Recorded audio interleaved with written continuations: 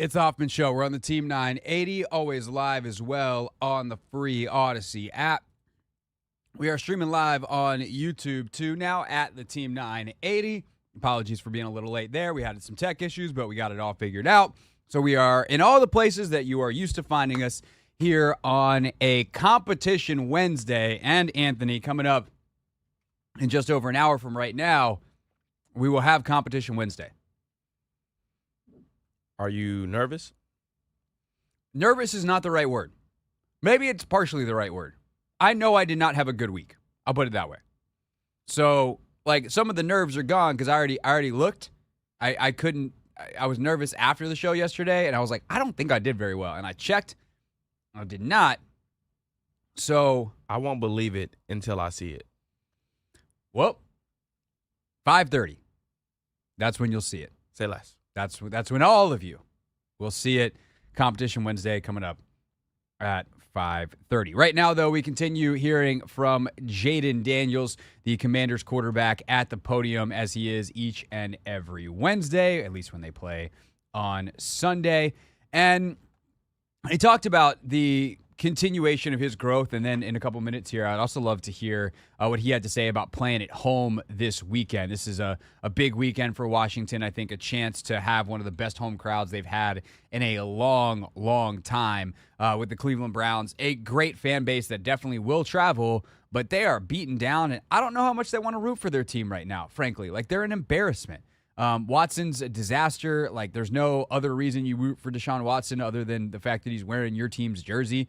And he sucks right now. So, like, that's not even fun. This defense is banged up. Myles Garrett didn't practice today with an Achilles. I would assume he's going to play on Sunday. But they're banged up. They also are getting some guys back, but I don't think, like, Nick Chubb's going to be at full strength this weekend, for instance. Mary Kay Cabot from the Cleveland Plain Dealer reporting that earlier today. So this is a Browns team that's kind of a mess. And with that, there's an opportunity. But the opportunity is double-edged. The opportunity is to take care of business and prove that you're legit against the best defense, even if Garrett weren't to play. But especially if he does, the best defense you've played so far this year by far. And not to mention, the other side of the ball, though, or the other side of the coin is if you were to go out and muck up this game, you're going to have a lot of people that were calling yesterday during Vibe Check Tuesday about this time saying, I still need to see more because my heart's been broken too many times. You're giving those people a reason to think that things actually haven't changed that much. So the opportunity, it's not just an opportunity to rise. It's an opportunity cost if you were to fail this weekend. So how's that home crowdness affect things? We'll get to that in about 5 minutes. But I wanted to quickly play a couple of bites here more on the football side of it and how Jayden has continued to grow this year and what that next step is through his own eyes. Keep improving, finding little ways to keep growing. I wouldn't say it's a finished product, but, it's just a start. And, I don't really look at everything that people talk about. I see it, but other than that, man, none of that matters. That was last week's stuff. You're only as good as the last game you played, and everybody's gonna look at what can you do the week prior, and the weeks after that. He went on to say later in that press conference, basically, you guys can say whatever you want. I'm still a rookie, and I think that there are guys that in the league that say that kind of stuff, and I shouldn't just say in the league, in leagues, period, in life, especially in sports. Oh, I'm just a young guy. I'm just a rookie. Like, I'm just trying to learn. The ones that live it are the ones that succeed. The ones that are like, look, I'm confident in my abilities, but, like, I realize how much better I could be. One, it doesn't limit their growth because they don't put a ceiling on their own potential, by, haphazardly, because they think that they've already made it. Oh, what do I have to get better at? I've already made it. No, Jayden's like, I gotta get better.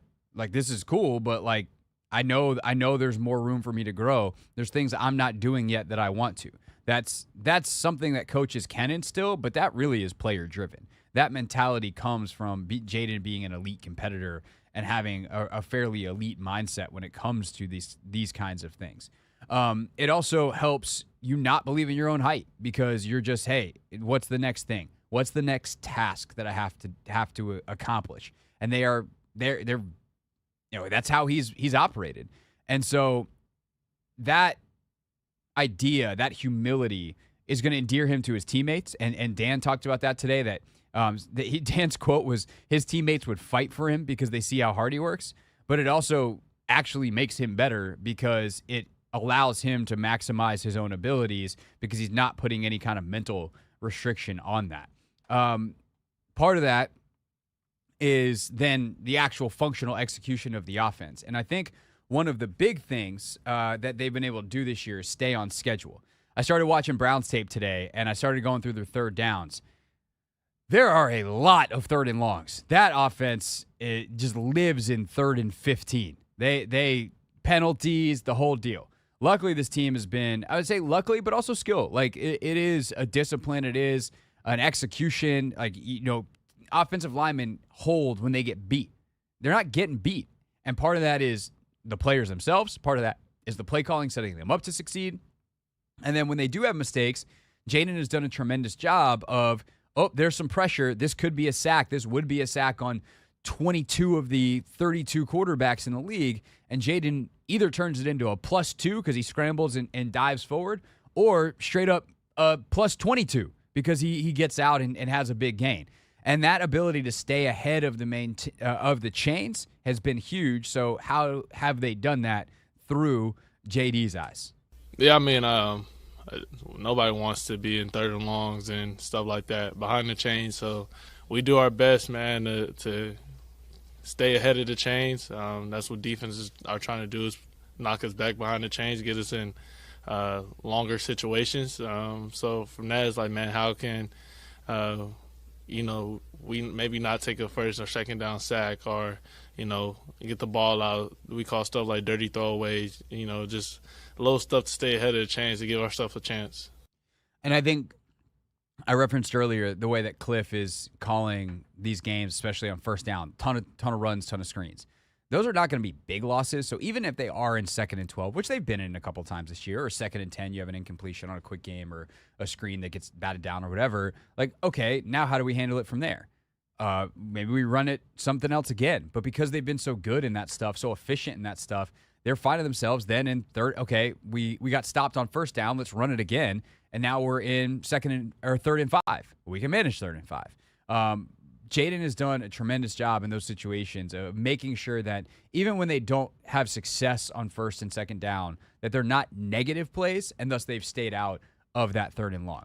Last but not least, as promised, the idea of what a home crowd would mean this weekend. He is a guy that seems to thrive on pressure, thrive on the spotlight. We saw what he did Monday night. All of a sudden a little hype rising up. What does he do? Bang, goes out against Arizona, has a terrific performance. Go back to college. All eyes are on Jayden Daniels. Gets knocked out of the Alabama game. Has the game of his life against Florida when he comes back the next week. Like, in some of the biggest moments, his junior year against Alabama, maybe his biggest win while he was at LSU, and plays masterfully in that game against a nasty Alabama defense. So he, in night games, in primetime games, when the pressure is the highest, he has continuously answered the bell. So, Northwest Stadium this weekend, if it is a good home crowd, what does that do for the Commanders' young quarterback? Hopefully sold out. And I was kind of spoiled, within the college scene of, LSU and the SEC and stuff like that. So, I mean, just going back to that, man, just the home field advantage. Being loud, being on the field when the defense is on the field, just giving us that energy as you walk in the stadium. You feel that energy, you feel everybody's there, and you want to put on a show. So hopefully it's sold out and we're able to go out there and perform in front of the fans. You can be humble and also be a showman. And Jayden, I think, strikes that balance really, really well. And hopefully he'll put on a show Sunday against the Browns in Landover. When we get back, Anthony and I put on a show. That show is the NFL Tiers Show. I don't know, Anthony.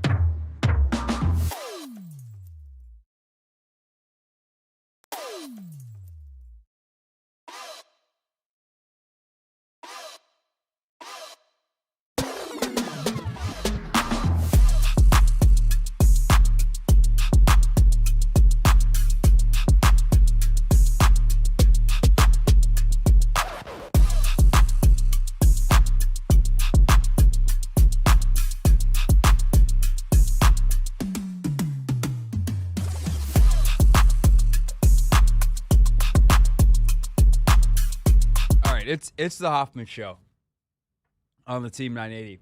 Apologies if that commercial break felt long because I almost just died. There was about 30 seconds left of the commercial break, and I've been eating my lunch that Anthony bought for me because he lost competition Wednesday, and today was the day that he was going to pay up and buy lunch. And I had some food go down the wrong pipe, Ant. Were you eating too fast? Were you chowing down like, what was going on over there?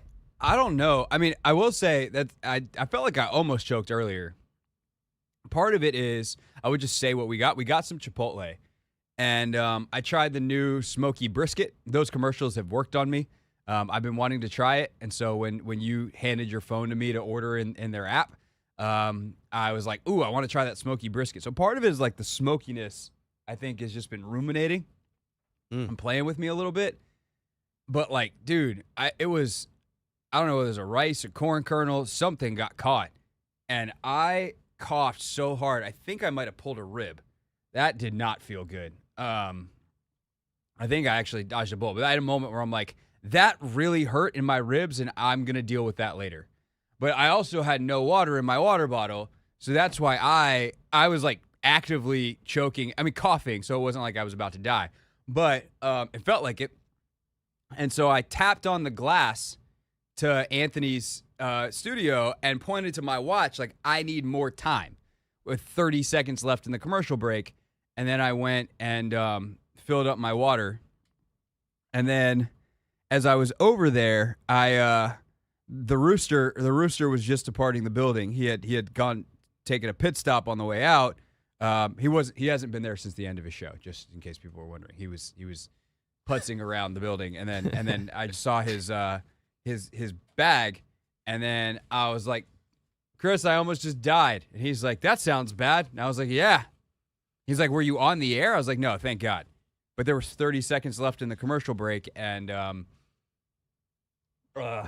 piece of corn from the corn sauce almost took me out. I was a corn. I thought it was going to be like a black bean or. I think it was the corn. Okay. At some point I coughed, and it felt like a piece of corn lodged loose, which is disgusting to say out loud, but that's what happened since you asked.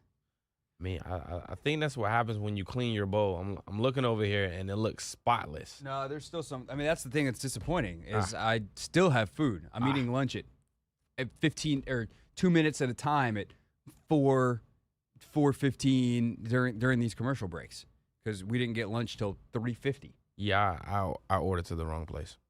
I did get a full refund though, so I was very happy about that. Oh, so you had to reorder it? Yeah. Well, thanks for getting my order right. No problem. Second time around. Yeah. Good work out of you. If you had picked games that well, maybe you wouldn't owe me lunch in the first place. What'd you say? I shouldn't say anything because considering what's about to happen. Yeah, I can't wait for an now. hour because guess what, Craig? It's double, so you get to spin the wheel twice. Did I say that? Yes. We said yes, it's double yes, this week. Yes. I want the tape on that one. All right, I got you. Anthony's like, just sign me up. All right, let's get back to the show. It's time for our NFL tiers. Anthony, I'm saying it, Craig. what are you saying? The Commanders are a prime contender. What's up, baby? I'm joking. I'm saying it. Oh No. Oh, I was about to say, good gracious. No. All these media pundits, they out here saying we are contenders, top 5 in the NFL. There's just no way I can, after 4 weeks, when a rookie quarterback has never won a Super Bowl, on a team that we don't think is that talented, despite the fact that they're playing really well and they're clearly well coached and all of that, I cannot, in good faith, put you in prime contenders. Puncher's chance? Well, we'll get there, but let's go in order and get to our prime contenders. Last week we had a couple of teams that we kind of were waiting to see on, and so we got some decisions to make here. Prime contenders, starting with the Kansas City Chiefs. They have not particularly played great. They lost Rashee Rice, but they're 4-0. What do? You keep them. Yeah. Okay. The Ravens, they beat the ever-loving crap out of the Bills. They get to stay, even though they're 2-2. Yep. And we kind of said, if the Bills beat the Ravens, we're going to have to drop them. Get the stepping, man. But they didn't. The Lions, they did a nice job against the Seahawks. They gave up a ton of yards, but like they create turnovers. They don't let you score in the red zone very efficiently. Like I'm not that concerned about their defense. Also, I think the Seahawks are good. The game was in Detroit. Like Detroit Lions, they stay in prime contenders. The Bills, I know they got their asses handed to them, but how good they were the first 3 weeks, and they got their asses handed to them by another prime contender. They were due for a stinker. They had their stinker. I'm much more interested in what they do the next 2 weeks. Like obviously they could have solidified themselves, but like I'm not going to overreact to that loss. I think the Bills are still really good. I think we leave them here. Okay. But I feel like we make that case, then we have to make the same case for the team after them. The Seattle Seahawks. Literally the same storyline. But here's the difference. One has the guy who going into this past weekend was the undisputed MVP of the league, and the other has Geno Smith as their quarterback. And like Geno's good, but he's not Josh Allen. Yeah, but they lost to a prime contender, and it was a very good game. Yeah. It was a pretty good game. The Seahawks, oh man, they fourth downs, getting behind on the chains, they hurt themselves. To be honest, I will leave them here though. Okay, I will give them I'm one more willing to leave chance. them here for another week. Who do the Seahawks have this week, especially? Let's check that out. Seattle Seahawks schedule over the weekend. They have the Giants on Sunday. So if they go out and beat the crap out of the Giants, they can definitely stay next week, and then they have a Thursday night tilt with the San Francisco 49ers. So that'll be fun. But Seahawks, they can stay for now. Vikings, I think they obviously stay. They were great. I think the question is their opponent. Like we put the Packers up here, and we kind of put those stars by them and said, hey, let's see what happens when Jordan Love gets back. And we kind of insulated them from dropping down. And they, by the way, played well enough with Malik Willis at quarterback to show us some things. I am probably more concerned about their defense with some of the stuff that happened, although Minnesota's great. But I kind of like the second half also counts. I was about to say They came back. They showed their mettle. Love is only going to get better as he gets healthier. Like he's not gonna throw 3 interceptions. I would tell you this. And especially the ones he threw. Like, there's one that's kind of a lucky play. There's one that's just a ridiculous play by the Vikings defender, and the Vikings have a knack for doing that stuff. Other teams do not. If the Packers and Seahawks played on a neutral field on Sunday, who would you pick? Ooh, neutral Actually, field. let me say this. If they play in 3 weeks, presuming that Love is... That way we give Love extra time to get healthy, and there's no new big injuries. Is Jair coming back as well? Because he missed this game. That's also true.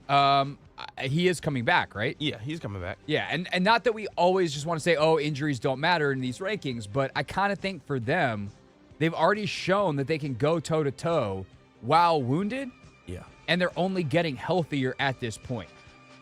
So, I mean, obviously that could change. They could get 4 more injuries this weekend, and then we'd have to be like, well, they're just not the same team. But I think we keep them. Yeah, I mean, I agree. I just don't think Jordan Love is going to play as poorly as he did. To be honest, I don't think he should have played. I think they should have allowed Malik Willis to play that game and then give him more of a tune-up game because I think this week they have a easier matchup. All right, so the Packers are staying. Yeah. There is one team that I want to move back up. Ooh. That I want to move back up. If there's any other teams that you want to talk about, we can. I would like to move the Niners back up because I still think that when they get healthy, they are really good. I know all they did was beat the crap out of the Patriots, but they shellacked them. They beat another team that defensively is going to have some really nice games this year.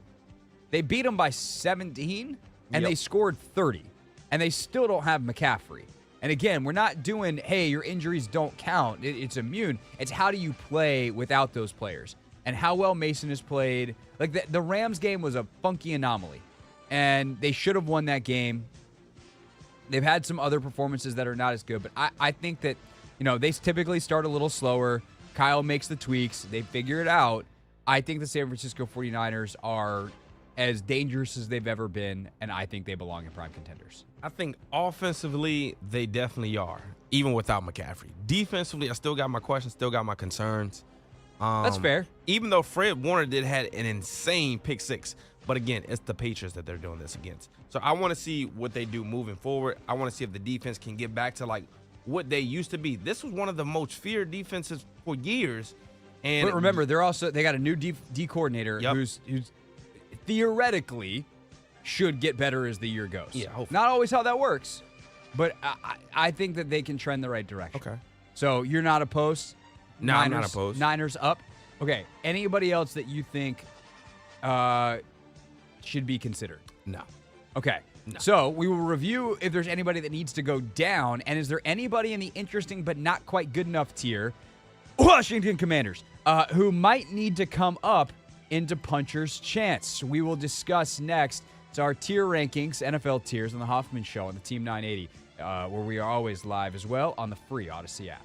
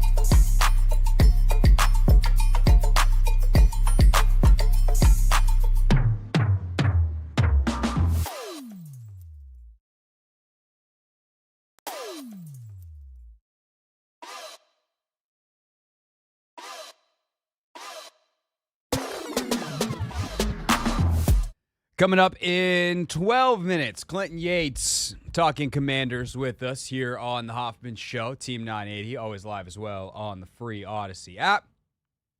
Right now, though, we continue with our NFL tier rankings, and we have anointed the prime contenders as the Chiefs, Ravens, Lions, Bills, Seahawks, Vikings, Packers, and 49ers.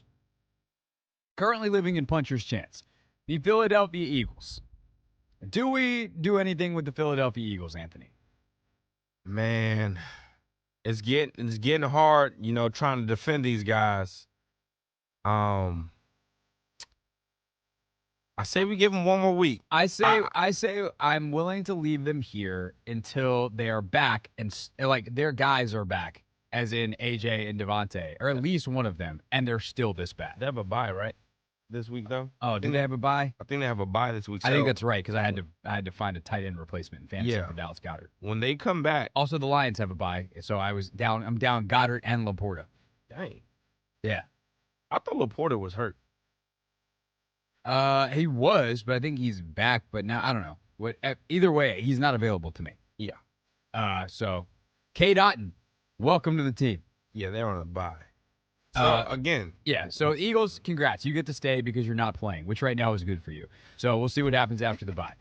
Cowboys, what do we think about them? these guys stink. The Cowboys, I think we leave them here. They're 2-2. Yeah. Yeah, I think we leave them here. Again, they just have so much talent on that team. For them not to be in this, in this category, this puncher's chance category. Yeah. I mean, look, there's a chance we have to move them out after We the might next have couple to. of weeks. Like, Yeah. their next 3 games at Pittsburgh on Sunday night versus Detroit, and Detroit coming off the bye, Good and Lord. then at San Francisco. Yeah. I don't feel bad for Dallas, so No, I don't either. But enjoy your house while we yes. while it's there in this neighborhood. Houston Texans. I guess they're still in puncher's chance. They Yeah. won. It wasn't impressive, but they Nope. won. Yeah. Bucks showed why exactly this is called the puncher's chance tier. When the Bucks are good, Jesus, they are good. When the Bucks are bad, you're like you belong in the basement.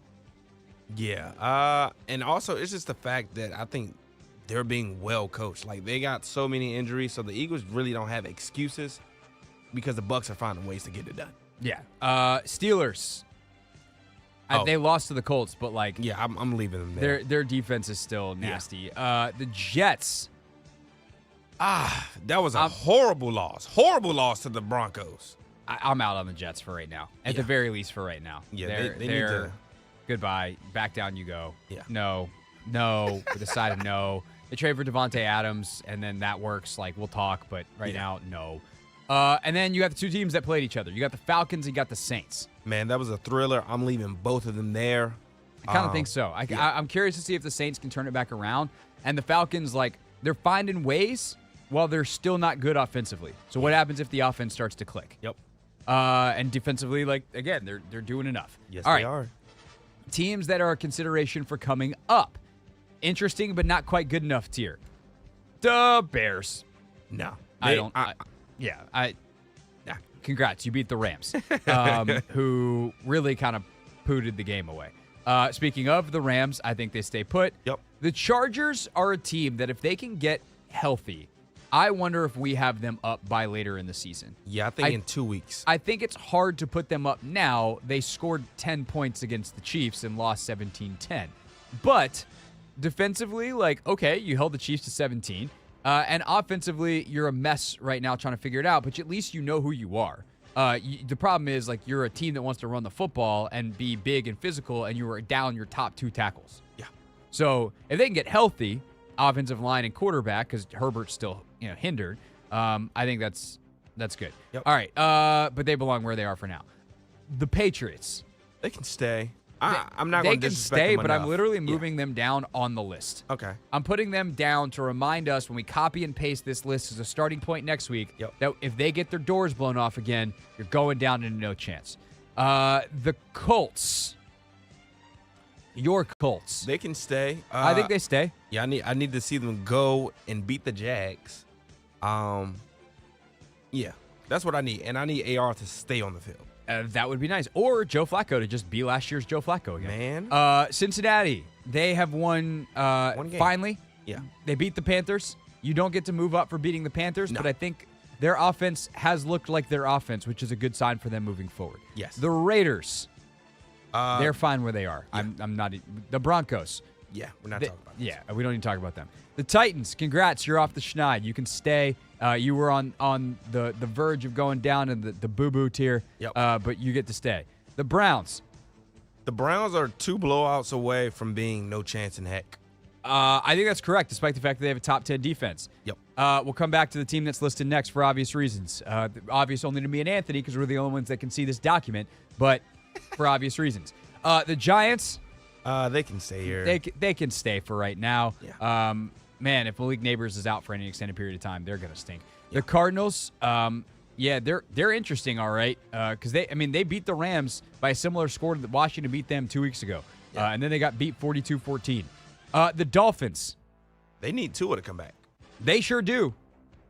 The Dolphins are very close to getting moved down.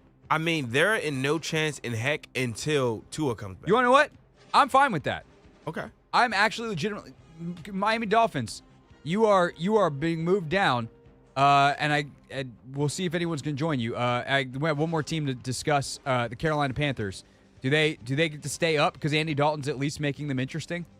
Yeah, I think we keep Yeah, them there. I think so. They're fighting back. At The least. the Jags lost again. You can't lose and get out of no chance. So congrats to the state of Florida for having 2 of your 3 teams in no chance in heck, the Jags and the Dolphins. Which leaves one final team, Anthony, the Washington Commanders. Woo! I think we got to move them up, man. I do believe that as of today, the Washington Commanders have graduated out of the interesting but not good enough tier into the puncher's chance tier. Now, is it a gigantic haymaker that would need to land? Yeah, you got a rookie quarterback who's playing out of his mind that needs to basically continue playing out of his mind, and you have a defense that played better the last 2 weeks. The results really showed it last week. They need to continue to improve. That is hard to do in a season, especially when you don't have a ton of talent. But if you're telling me all this team needs to do to make the playoffs with the way this offense is playing is maintain 85% to 90% of their production on offense and improve from they've already gone from like the 28th to the 22nd to the 18th best defense, not even top half. And they can compete. I don't think that's unreasonable. I think they belong. And their offense is a nightmare to defend because they do everything well. So I think the Washington Commanders belong in our second highest category, 2 of 4, in puncher's chance.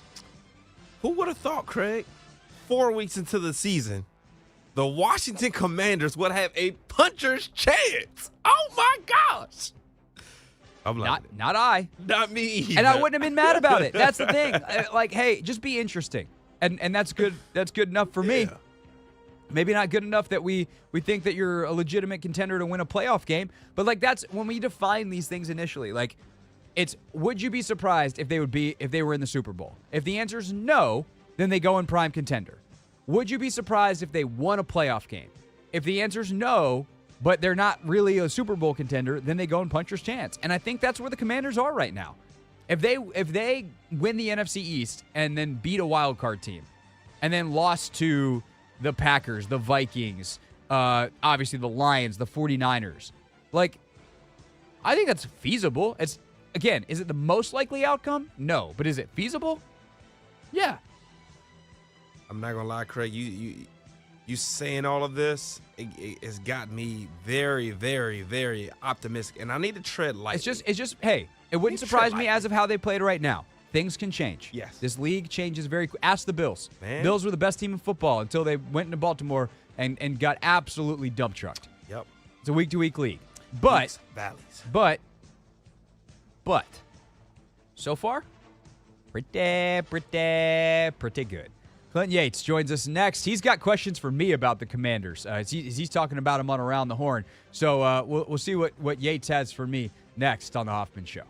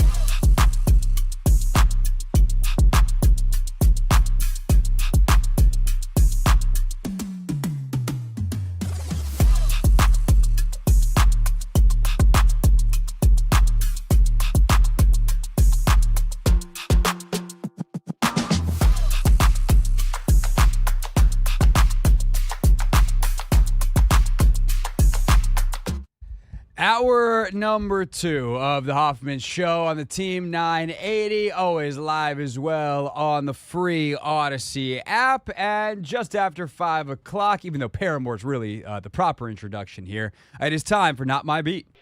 Today's top story from the perspective of someone who's there. You are looking live. This just in. Not My Beat. Today's top story, the Commanders are getting a lot of national attention. So let's bring in someone who discusses them on a national level, who happens to be the best friend of the show, definitely the best friend who has a national platform, but best friend of the show, period. With us Wednesdays during football season, ladies and gentlemen, boys and girls, Clinton Yates. What up? Oh, that makes me feel good, Gregory. I will say one thing. For those of you out there who don't think that Ant does his job, I requested literally 4 minutes before this segment to get a third Paramore song into the rotation, and guess what? He did it. He knows what he's doing. That is what we call good work. How are you all today, gentlemen? Doing well. Anthony, how do you feel? I feel fantastic. I said nice things about Clinton. He's feeling really good. Clint said nice things about you. So, Anthony, you have to say nice things about me now, or you can just wait until Competition Wednesday at 5:30 and then make me really sad because of how poorly I picked games last week. I think I'll wait for the latter. Okay. Oh, screw you. All right. Smart man. Clinton, so when we were texting earlier to get figure out what time you wanted to come on, you said you had some questions for me because all of a sudden on that Around the Horn rundown, reality sends it out and is like, hey, this is what we're talking about today.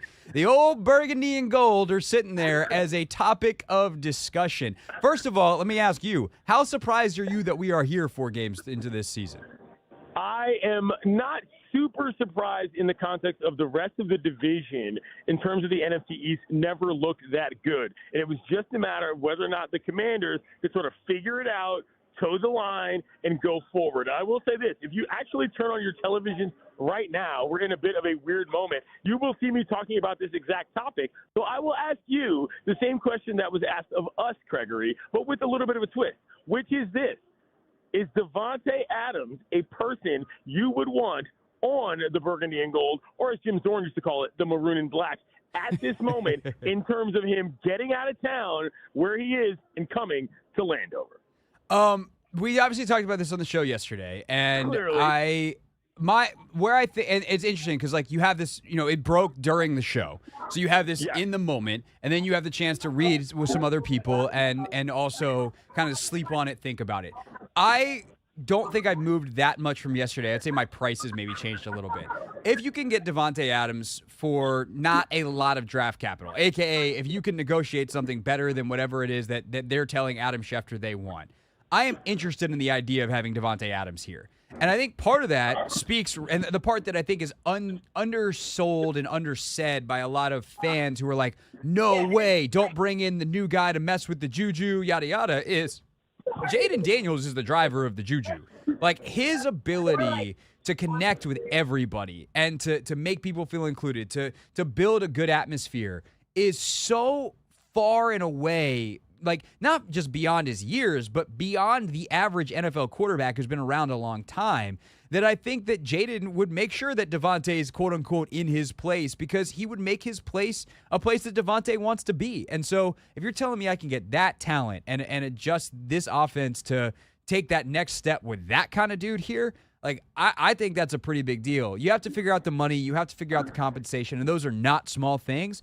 But on a fundamental level, I'm interested. I just don't know once you get to those really important other things, a.k.a. the money and the draft compensation going back in the trade, that it be worth doing at the end of it. Well, that's the whole issue, Craig, is that, do not, in my opinion, you do not blow draft capital and you do not go that crazy over this guy who is already sort of disgruntled to some degree just for the sake of accelerating the progress. The progress, in my opinion, of what this offense and therefore what this team has been with this quarterback is already accelerated and somewhat ahead of schedule. 40 burger on any team, as far as I'm concerned, I'm sorry, I don't think anybody expected this team to put up that many points necessarily on competition at this early of the season. And so for me, I'm looking at that as, okay, Devante's a ball player. Devante's a guy that probably changes your offense if you already have a super good team. Do I necessarily know that the Commanders are a good team, or do I know that they are a team that can run their offense efficiently and a team that is maximizing their quarterback right now? As a result of that question that I asked in the latter, I'm not taking the risk on the human being as a result of what I want for the development to be. So think about it that way, Craig. Like, yo, how do I say this? Is the clock really accelerated that quickly as a result of simply the opening of the player, that being Adams, and, a couple weeks / a month of this team being better on offense? I'm not sure that I agree with that. Look up his number on the contract next year. It's insane. You mentioned that, but for me, this is not a risk I take, and I don't think it's a crazy decision. I just don't look at that as something that I would necessarily want to do. But now we can talk about Jade. But that's the thing, is like so the details matter so much here, because it's like, okay, if we take away all of that stuff, like, do I want Devante Adams on my football team from just like a football and locker room standpoint? Yeah, I'm fine. I'm fine with that. Yeah, I'm fine with that. Right. Yeah, I'm fine with it, because in part, again, like, Jayden and Devante, by the way, know each other, because Jayden spent some time around the Raiders last year because of Antonio Pierce.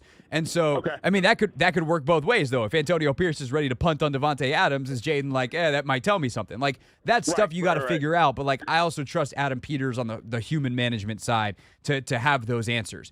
But the details matter a lot here on the contract side of it, because I think the reason you are willing to accelerate is you only get so long when a guy is on a rookie quarterback contract. And you can overpay other positions when you have that, because your quarterback costs 1/10, 1/20th of the top guys in the league. Jayden's making like 5-6 mil probably, and Dak just signed for literally 60. So, like, we're talking 1/10. I can afford a lot more, and if I can get an extra year of that, that's fine. And if I can get Devante for 2 of those 5 years at big money, like, I can afford to do that. But there is limit. Like, money's not fake. I will say his contract is one that can be restructured pretty easily. There's no guaranteed money on it moving forward. So for like, there's cap hits for Vegas because they have prorated signing bonus, and now we're getting into the nitty gritty of it all. But like, if you can figure out those details, again, I'm open to it. But I think, to your point, anything that sacrifices in any remotely large way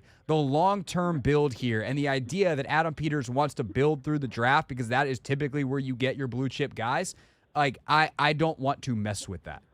Do not fall for the banana in the tailpipe, please, Ashburnistan. Okay, I understand everything you're saying, but Adams being on the other side of 30 is my main concern here regarding what we're talking about as far as money is concerned. Let this kid develop. We've talked about this plenty of times, Craig. Let him decide who he wants to be. Now, if Jayden Daniels comes out and says, hey, go get Devante Adams, I probably do it on the other side of that, if that makes sense. Now, do I think that kid has enough sort of franchise capital to do something like that? Maybe, maybe not. But I'm still with you. The way that this has happened over these 4 weeks, to me, is an indication that whatever the plan already was is working to some degree. Blowing it up might not be what bringing Devante is. However, shifting sort of aside, taking the HOV lane just because you kind of can, I don't necessarily know that I would do that in terms of the contract situation. So I say all this to say, Commanders fans, be happy. These are great options to have in the real world in terms of even thinking about this kind of thing, in terms of franchises that actual good players want to go to. This is not normal procedure for the Burgundy and Gold. I'm sorry, it's just not. And this is a great problem to have, which I commend. Frankly, I can't believe I'm saying this, did the Commanders front office for being in the position to even say. Yeah, no, 100%. Clint Yates with us here on the Hoffman Show. I think this is going to be a destination for guys in future years, and that's, I think, in large part to Adam and his relationships around the league and his reputation. I think Dan's, as a head coach, like, people underrated that at the beginning, and very quickly, I think, learned, like, oh, that matters. And it matters in hiring coaches, but it also matters in recruiting players. When guys like Bobby Wagner sign, you're like, oh, crap, Bobby Wagner wanted to come here? Shoot. But I think, to go back to the Jayden, like, Devante part of this is actually, to me, like, the larger, more important point about Daniels is, one, I don't think he would go to a front office and say, go get Devante, because he literally said today, I don't care what y'all say, I'm still a rookie. His humility is real. It's not a fake thing. And it's certainly very different than, I don't know, when Bob was here and he's like, I'm the star. Or even what Caleb's. Easy, okay? But I hear you. Or like Caleb right now, I don't think Caleb's like, hey, look at me, I'm the star. But like Chicago's like, hey, he's the star. And they don't look at Jayden that way and put that on him, and Jayden doesn't look at himself that way. That said, if Devante came, I think Jayden could handle that. Like, I think Jayden's leadership is so solid that I actually don't worry about Devante Adams coming in. One, I don't think Devante is like some terrible dude. I know obviously there's a little bit of diva there, and he's obviously asking for a trade, and that's never pretty. But I don't think Devante is a bad dude. And to the extent that you have to deal with a diva receiver, I think Jayden is built for that and will be perfectly fine with it, which is actually more important than whether or not Devante Adams comes here or not. First of all, he prefers a trade. Let's get the nomenclature correct. My bad. Prefers a trade. Correct. Second of all, here's the thing, and I was talking to my man Ben Solak from ESPN on ESPN Daily. It's a podcast that I happen to host. How often is it, Craig? Clinton, I do believe it's daily. Thank you, sir. And what he said was, here's the deal with the Commanders' offense, and this is the question I have if somebody else comes into it at this point. In terms of the development, the Commanders throw more screens than any team in the league offensively. There's like a quarter of the percentage of what they throw. That's what he told me. If you bring a guy like Devante in, and I'm not saying it can't make it better, but whatever the progression you were making playbook-wise was with Daniels, do you think that maybe there are, I don't want to say bigger issues to fix, but I don't want to think that one wide receiver is going to sort of solve all the other things that were already there that the offense was trying to work out to begin with, even if effective. Does that question make sense? Yeah, it makes sense. I would say I would have two things in response to you / Solak, who's one of my favorite people to talk ball with because he's really freaking smart. Love that. But so one is the offense is evolving week over week in a borderline freakish way. And I'm not even sure which side of the border it's on. Like, it is stupid how quickly they are evolving. They did way more stuff from drop back last week. Took out a ton of the screens. Like, the percentage came down in a significant way. Some of that's going to be week to week. Like, hey, we don't think the Cardinals pass rush is nearly as good. Now they got the Browns this week. I would assume they up that percentage again. But that's also good play calling to an extent. But I do think you're seeing an evolution in Daniels and this offense week over week already that is going towards something where a Devante Adams skill set is more useful than if you were just running a bunch of screens. The other part of it... I don't disagree. Go ahead. Yeah, My bad. the other part of it, though, is, and this is kind of the funny part of talking about this in, what are we, now October. Oh, my, Clinton, did you know it's October? Yes, I did. It's spooky season, Gregory. I stay on top of that. Come on now. Also, it's baseball playoff season. Of course you knew it was October. That is spooky season. I'm just hey, it's the early middle part of football season. That's what my brain does. Anyway, the point is we're in October, and Clinton, players aren't available. This isn't free agency. This isn't, some of the other times in the calendar where you can acquire people. It's not even right at the trade deadline when there's maybe a couple of guys available. There's not a choice right now between Devante Adams or a defensive end, Devante Adams or a corner, Devante Adams or whatever other things would probably be more useful if you have a pool of players to pick from. It's Devante Adams or keep your powder dry and hope, or Devante Adams or like hope for the trade deadline, or don't do anything and just ride it out the rest of the year. So it's not the same as like, hey, we're in the middle of March and we're trying to figure out who's our number one free agent target. It's, do we want Devante Adams binary, yes or no? And if it's yes, then at what cost? And if no, like, why not? What are you using, say, the cap space you have this year for? What are you using the draft capital for? And the answer very well could be to draft football players next April, and that is a perfectly fine answer. But it's not like there's 3 offers on the table right now for other positions and Devante Adams. No, and first of all, keep the powder dry is just a tremendous analogy on a lot of levels. But let me, Ben, I will pose the question to you. Do you think that the Commanders need Devante Adams to win the NFC East? I would posit that they do not. And if you use that as a data point on, again, the progression planned for this quarterback, well, then you don't throw something into the mix that's going to potentially jack up your salary cap situation just because you can do it. That's kind of where I am. This is working well. The train is moving along, stopping at the local stops. Maybe it can run an express train back into, whatever. But, like, I'm just not messing with it. And I know that sounds ridiculous to say because the NFL is a win now, change all the time league. But look at the rest of the division. You think this team is not going to beat the Browns? Do you think this team is going to beat the Browns, Greg? I mean, yes, I do think they'll beat the Browns. I'm going to pick them on Friday. So, I mean, I'm not going to go down the schedule with you, but my point is, if you had told us before the season, and by us I mean the listeners, that, hey, here's what this team is going to do this season, and here's what they're going to do by, dare I say, keeping their powder clean, you would have taken it if, let's just say, it, I don't know, extrapolates out to, at the very least, playing for the NFC East in the last couple weeks of the season. You'd have been fine with that.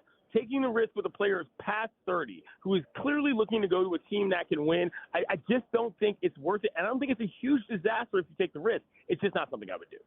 I think I ultimately agree with you. I don't think once you get into the details, it's nearly as damaging if you can avoid giving up a second round pick's a hard sell for me with Adam Peters as my GM. That's what I'm saying. And but I don't think I think Devante's still great. Him being on the other side of 30 doesn't really bother me. If I'm looking at 1 to 2 years, they have the cap space. They have as much or more than cap space than basically every team in the league. Like they have a quarterback on a rookie contract that is not due for an extension until as long as you can be due for one because he's a rookie. So it's not like you're 3 years into a rookie quarterback contract. So there's a lot of that stuff that actually doesn't worry me that much. And Devante is I think Terry's amazing and underrated. I like Terry more than a lot of the really smart analysts out there. He's good, but he maybe not. I think there's the top tier guys of Jefferson and Chase, and then the next tier, whatever your tier is, Terry's in there. I think he's that good. But I think Devante's in that top tier, and that is a game changer. And so you have, I have to think about it, but I think ultimately I land where you are. And I would actually, Clinton, to wrap us up here, I'd be curious, if this came up in the panel discussion, because I'm hosting a radio show as you guys are talking on television, so it's hard for me to consume both. You look at what Houston's going through this year, and they're playing all right, but the seamless integration of Joe Mixon, who obviously is hurt, and Stephon Diggs, it's not like you just add guys in and it works great, even when you have an offseason. I think the idea of building it from within and through the draft and making sure that every guy that comes through your building that you want to be a star is exactly what you want and you have hand-selected is important to how they're building this, and I trust that Adam Peters could do that because he did it once already as the assistant GM in San Francisco. And so I think that is look, they obviously traded for McCaffrey, and that was a huge deal for them, but he fit exactly what they want. I think Devante's great. I don't know that he's exactly what they want here, which I think is why I ultimately, even though I have to think about it long and hard, unlike Ayuk, who wasn't really that hard to think about for me to say no, I ultimately, I think, agree with you that I wouldn't do it. Let me say this lastly. This is a totally separate departure just because we have to show love to the late, great Dikembe Mutombo, who I first saw when I was 7 years old as a Georgetown Hoyas fan. This man was a humanitarian and a tremendous basketball player who has grown the game on a lot of levels. I'm sorry I'm switching gears. I just needed to say this for the market because for those of y'all who know about how the Hoyas roll and the man that John Thompson built and ultimately went on to become one of the greatest basketball shot blockers we've ever seen, he is my favorite Georgetown Hoyas center of all time, Dikembe Mutombo, and I wish that man to rest in power. What a guy. What a human. Hall of Famer at the game of life.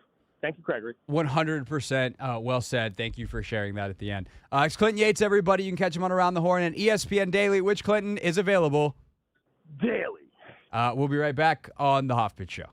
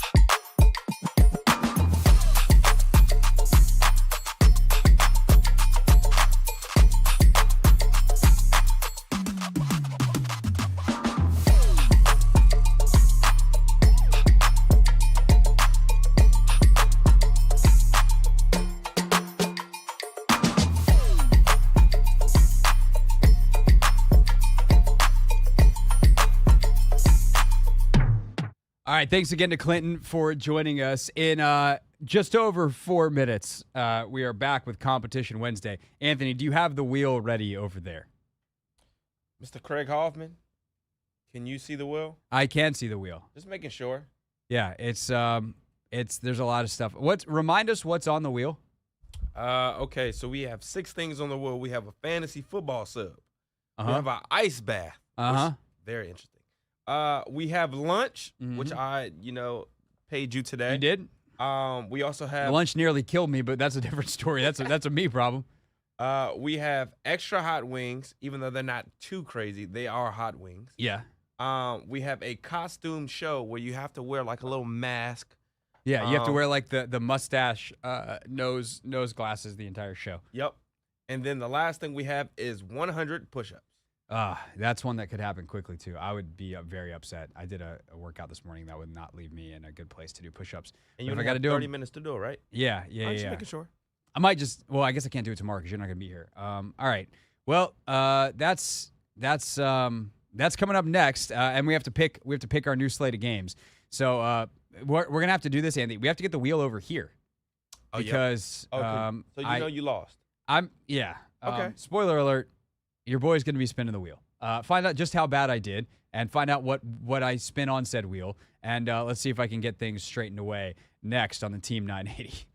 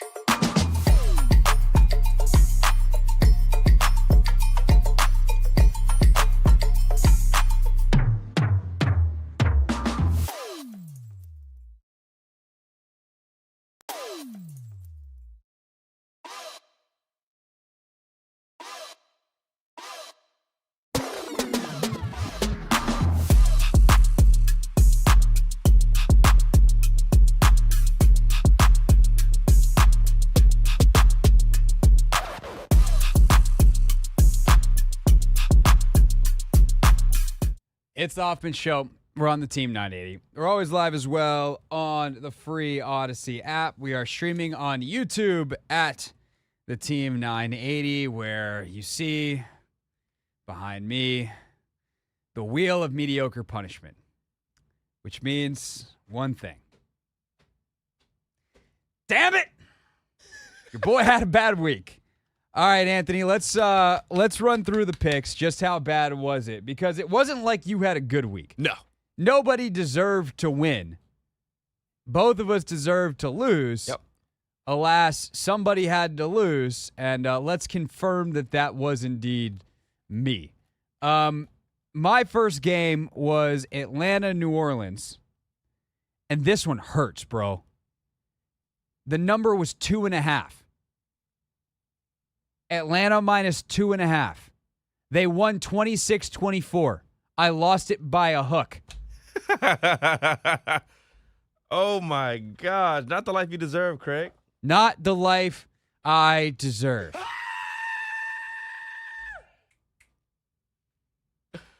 Oh, my gosh. That's brutal. What was your first game?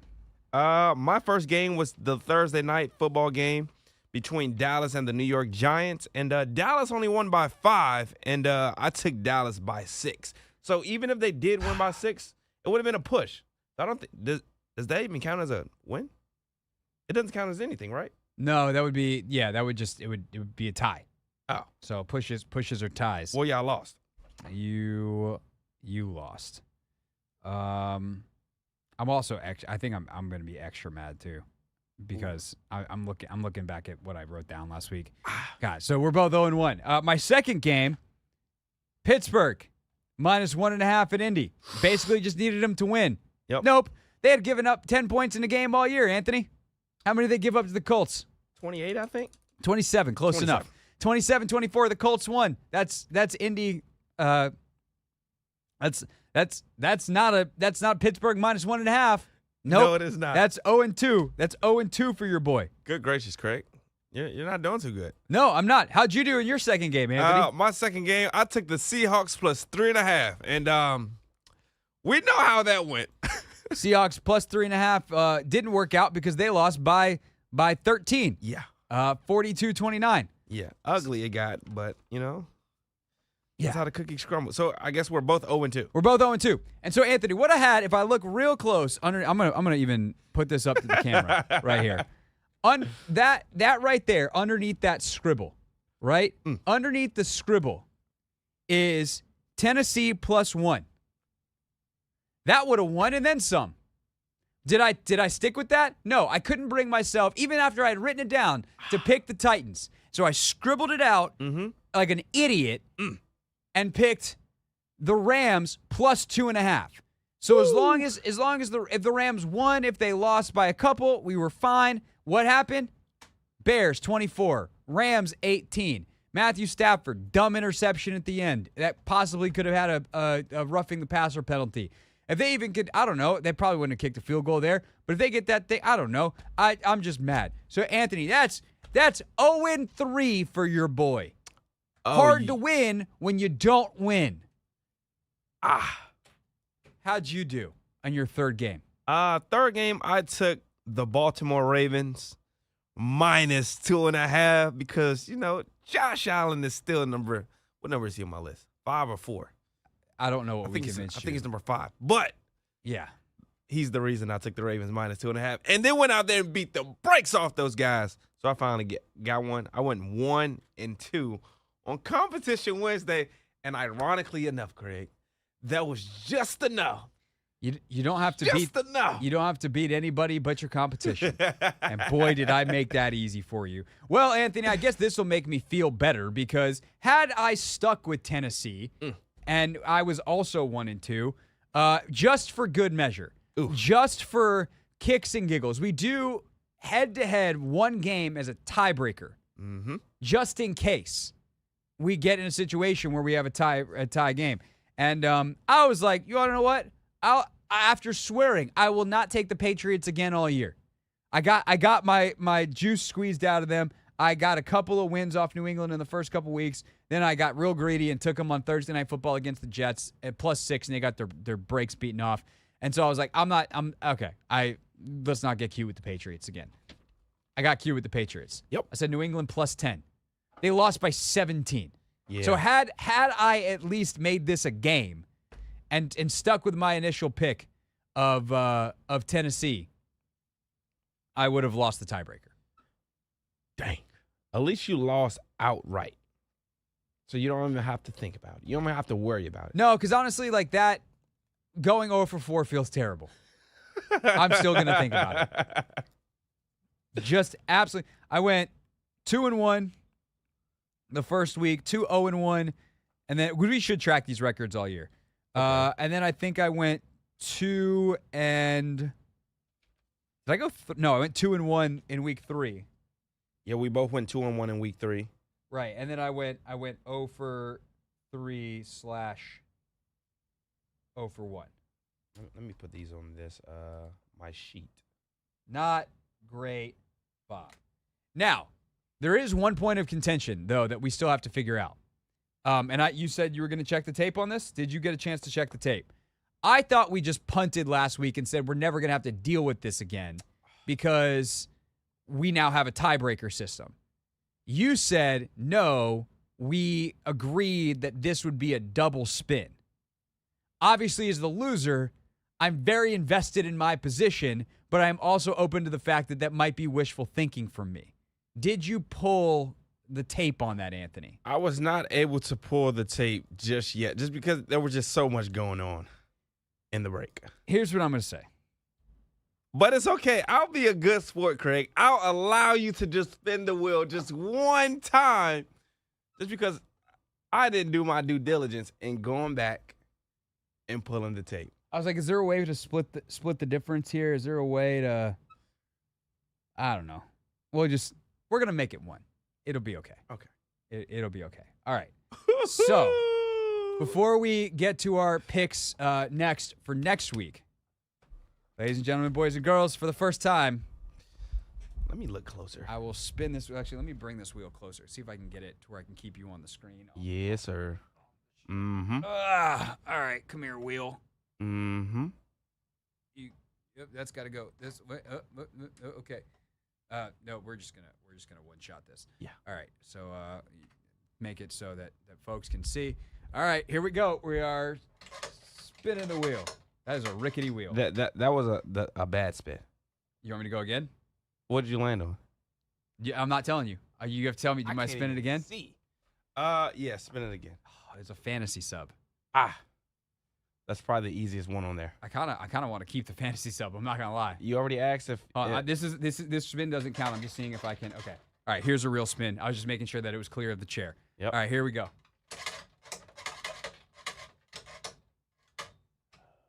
Oh no. Oh, what do you have? What do you have? What do you have? That's 100 push-ups. Ooh! That's brutal, man. It's a lot of push-ups. That is brutal, Mr. Craig Hoffman. I am I wear athletic clothes to do this show like 70% of the time, or decent clothes today. This is like a nicer shirt. I don't have athletic shorts on. I still have Chipotle in my belly. Do I do the push-ups? Do I have to do the push-ups before 6 o'clock, or do we say next Wednesday? It's 2 breaks, so I guess it would be before 6 o'clock because we're about. So I have to do them now. We're about to go to a break, and then at the top of the hour we have another break. All right. Well, I guess I'm to do some push-ups, and I guess I got to try to knock out 50 in this break, or do I have until the 6:15 break? Okay, we'll give you a full 30 minutes. That's like that's like a full 30 minutes. Okay. Minus the I still have to host a radio show, which seems like a relevant piece of information. All right, so I have 100 push-ups, and we're gonna pick games next. It's the Hoffman Show. We're on the Team 980. I'm trying to think. I can leave the stream up during the break, and I can see if I can angle a camera to wherever I'm going to do these push-ups. So if you're watching on YouTube, you might get to see me do some push-ups. But it's Hoffman Show. We're on the Team 980, and we're always live as well on the free Odyssey app. Right, but the radio show. First, a look at what's trending. The Detroit Tigers are off to the ALDS. They are winners 5-2 today over the Astros. Didn't even have to go home. They get the sweep 2-0.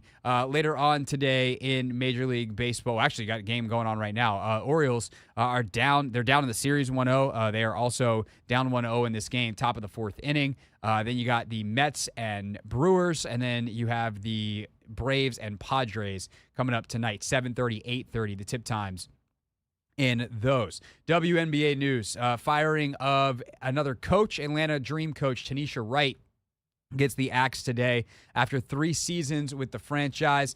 She led them to the playoffs this year, late in the season. However, they got swept, and 3 years in to her leadership, they decide that they are going in a different direction. She joins Chicago Sky's Teresa Witherspoon and LA's Kurt Miller as coaches removed this off season. That is what's trending. I'm Craig Hoffman on the Team 980. Now I will do push-ups.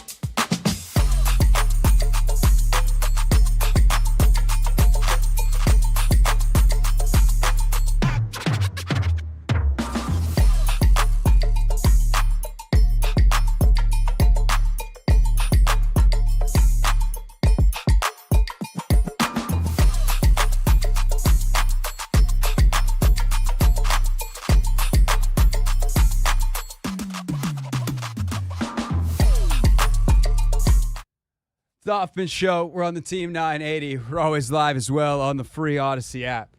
Dang, my chest. I was 40 push-ups in the first break, Anthony. Knocked about 25 straight. I was like, let me then just knock out like 8 more. Get to the 33. I was like, I can keep going. So we knocked out 40. Yeah. People on the stream can confirm that, or I miscounted, and I'm sure someone will let me know. But that was 40. So That's good. I have 60 more to go in the next 2 breaks. That is my punishment. However, probably more important than that for the folks listening, for the entertainment value, the next round of picks, Anthony. Time to make them. You're up first because you won. Congratulations. Oh, I'm ready, baby. I'm ready. I'm ready to go. Hopefully 3-0. Okay, let's see what you got. Here we go. Number 1, I'm going with my boy and his guys. I'm going with the Indianapolis Colts on the road in Jacksonville. They are 3-point dogs? 3-point dogs. They are 3-point dogs. So I'm going to take the Colts +3 to win in Jacksonville. Something an Indianapolis quarterback has not done since I think it's like 2011. It's been a long time since they've gone down to Jacksonville and won a game. So I'm predicting these guys to at least cover, but hopefully win the game. The Jags played well last week. Played better, I should say, last week. I don't believe in that line also stinks, and I'm just like, are they really going to go 0-5? There's part of me that makes me want to actually say that's our head-to-head matchup, but I also don't want to root for Jacksonville, so that's going to stay away. I'm not going to touch that game. The game I'm going to go to first. Lot of stuff swirling about the Las Vegas Raiders right now, and they are 2.5-point dogs to Denver. Denver's not good.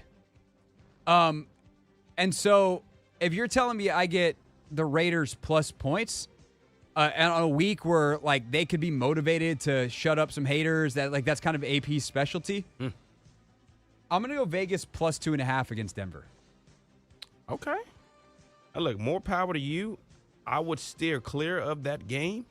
But the Broncos, they've won 2 straight, right? Yeah, they have. But like, look what they did last week. They won 10-9 in a poop storm in New York. Yeah, defensively they were clicking.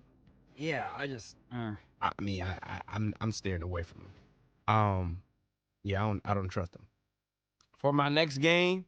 Yeah, I don't trust the Broncos. That's why I'm taking the Raiders. I don't trust them either. But for my next game, I'm going to take the Green Bay Packers -3. They are in LA, but I just think the Rams, they don't have enough there. They're battered and bruised. They're beaten up. The Packers are a legit contender in my eyes. And I think also Jordan Love has to bounce back after his performance last week. They have something to prove out there. Yeah, I'm going with the Packers. I don't mind that pick at all. I definitely don't mind it. God, am I gonna change? I had something written down, and now I'm just like,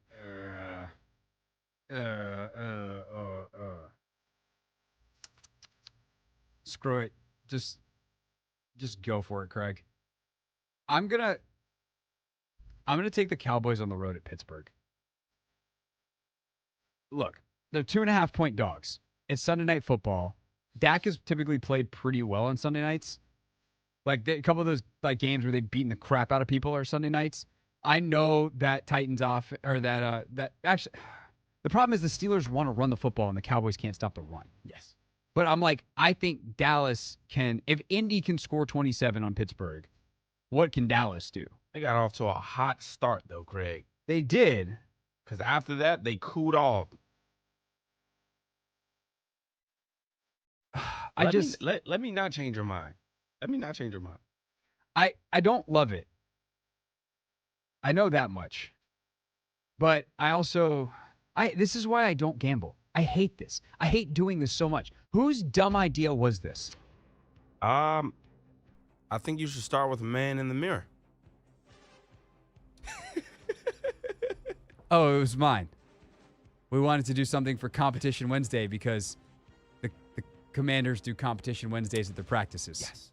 And now I'm stuck picking games because we can't, play pickup basketball or something in the middle of the show. I want to compete where I can control things. I don't want to pick other people competing. What are we doing? I hate that. Am I having a mental breakdown, an existential crisis on the show, Anthony? I think so. I think that might be the push-ups talking. You're right. That's a stupid pick. Now you should take them. Yeah, okay, fine. Dallas plus 2.5 Pittsburgh. All right. Yeah, you actually took it. The problem is I keep scrolling and I don't even know what my third game is yet because there's not any games I like better. My third game, I was torn between these two. Okay, well, hopefully one of them I like the other side, and that can be our tiebreaker. Okay, I'll tell you. So one of the games is the Browns versus the Commanders. Commanders 3-point. Yeah, I thought favorite. about that one. I'm not touching the Browns. So if you want that, I guess you can pick it, but And then I'm not picking against you on that one. the Bears versus the Panthers. Bears are -4 at home. Mm-hmm. So I'm torn between which game I really want to do. You want the Bears minus the 4? I think the Bears are going to go out there and win. I don't think it's going to be a field goal game either. I think the defense is going to step up. That's a nominee for. We'll have to see if there's another game that we like to go head to head. I bet. But So I'll take the Commanders then -3 all right. for my third game. Are we allowed to take the same game? I don't want to put. I think we did that before, yeah. I don't want to put that like the same team. I don't know that I want to do that to the Commanders, but I really do think that they Commanders -3, baby. will. I would take Minnesota -2.5 against the Jets if it wasn't in London. That's the game that I like the most, but I'm not going to bet on London. That seems silly. And the other game, that's the problem. The other game I like is the Bucks +1.5 on Thursday Night Football, but Thursday Night Football is a nightmare. Yeah, you never know what you're going to get. You just literally never know what you're going to get. The Bengals are starting to figure some things out, but it's tempting to take the Ravens -2.5. Dolphins Patriots, the worst game that's ever existed in the whole history of the league. Bills Texans, I want to take Buffalo -1. Actually, you want to know what? I'm going to ride my conviction on the Bills. Taking a road favorite feels kind of stupid, but I say that out loud, and I'm like, there's no way. But I really don't know what else to do. I'm taking Buffalo -1 on the road at Houston because I don't think Houston has clicked so far. I think Buffalo's probably getting pretty ticked about how they played last week. I'm going to take the Bills for a bounce back. Okay. I hate all three of my picks. I love mine. Mines are also all 3-point favorites and dogs, so that could be a little concerning because I might get some pushes. You might, but also this is how it goes sometimes. And watch me go 3-0 and you go 0-3 because that's why we don't gamble, kids. This is for entertainment purposes only. Yes. For our tiebreaker game. Tiebreaker. Are there any other games that you like? I like the Bears. You like the Bears, so I would be Carolina +4. Yeah. Outside of that, I would take the Ravens. That's a divisional game. I don't know. Right. See, let's do Panthers Bears. I'll take Carolina +4. I will be the bad team better. I will take Carolina +4. Or do you want the Bengals? I'll take the Ravens. No, because I was going to bet on the Ravens. Oh, okay. We're on the same side there. So I'll take Carolina +4 against Chicago and hope that Caleb Williams hasn't figured some stuff out, and then Andy Dalton has, and that they can keep that thing close. Well, it seems like DeAndre Swift, figured out how to run Maybe he can straight. forget. He can forget. Yeah. Small sample size. All right. So that's that. We did it. Cool. Fantastic. Man. We picked games. I lose one time and now I'm a mess. You don't know what to do. I don't. Those are my picks. Vegas +2.5 against Denver. Dallas +2.5 against Pittsburgh. Buffalo -1 against Houston. And tiebreaker, I got Carolina +4 over Chicago. What do you got for the people to recap? I got the Indianapolis Colts +3 over the Jacksonville Jaguars. I got the Packers -3 over the Rams. Okay. And then I have the Commanders -3 over the Browns. And I have Chicago -4 against the Panthers. All right, so those are the picks. When we get back, first of all, I'm going to knock out. I might just do 15 push-ups every minute on the minute, and that would be the final 60. Mm-hmm. And that would knock them out. So I'm going to try to knock out all these push-ups in the break to close out this week's docket for Competition Wednesday. Because I spun the wheel, 100 push-ups. Ouch. So we got that. And then we come back and I will just toss to sound bites. because I'm going to have no, I'm just kidding. I'll also give you astute analysis because that is my job. Pick 6 is next. You'll hear from Dan Quinn and Jayden Daniels as they both spoke today. We get you caught up on the top headlines. Final hour of the Hoffman Show remains here on the Team 980.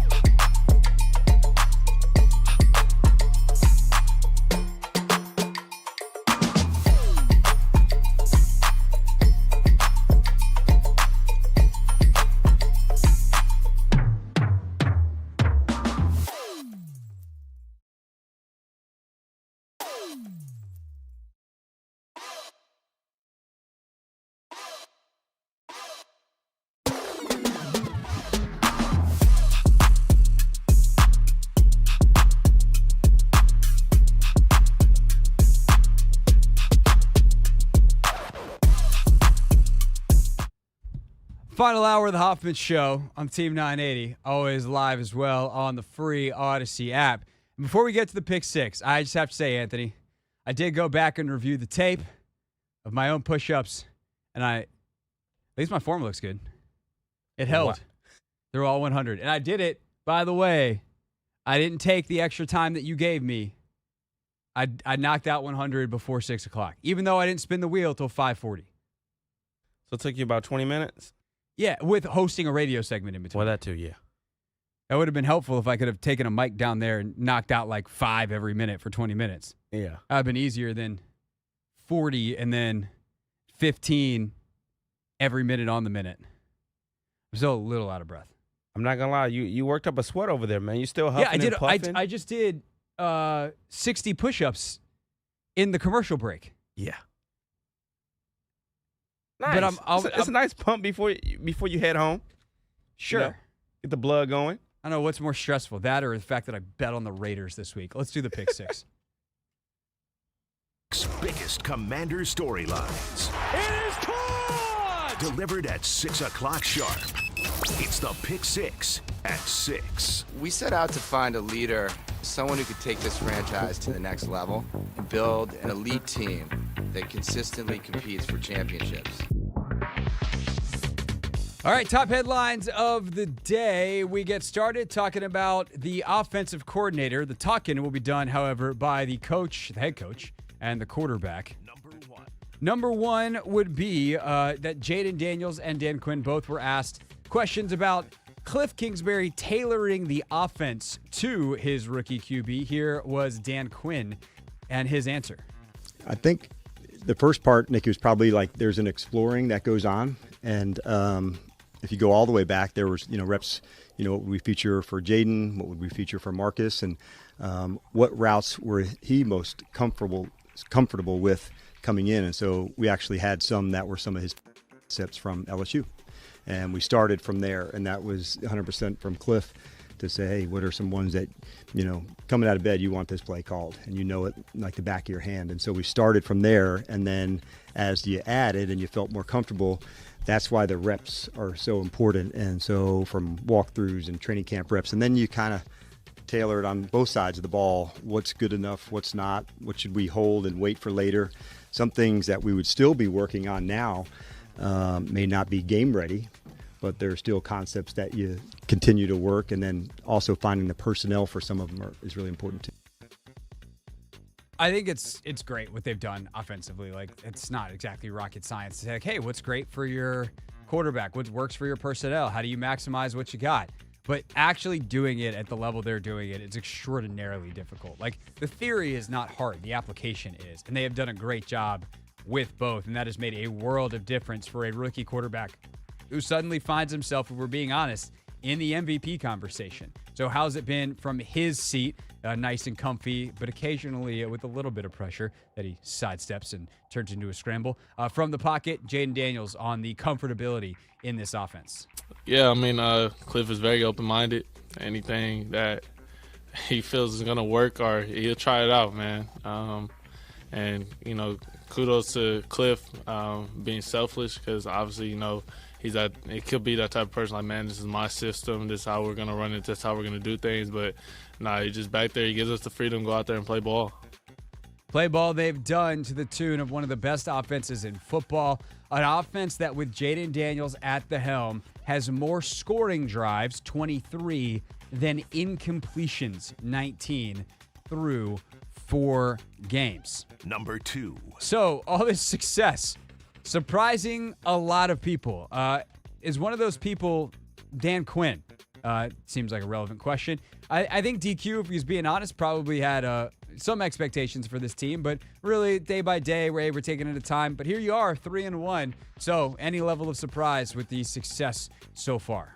I'm not surprised. I knew the connection would be the number one thing for us to see if we could play well, how long that would take, how connected this team could get on all 3 phases. And so the support of one another, all of those things, that's, to me, the faster we could do that. And I thought the team's done a good job of fast tracking the feeling out process, putting agendas to the side, absolutely all-out effort, like those are the non-negotiables that we'd have to have. I think that, the team has got that way faster than you'd say like a more established team, would have some of those things in place. So those are some of the things that don't show up on the stat sheet that I certainly look for. There's obviously only so many benefits to being in a rebuilding state, because you'd rather be, talented and good and have really great players, because that makes playing football at the NFL level a lot easier.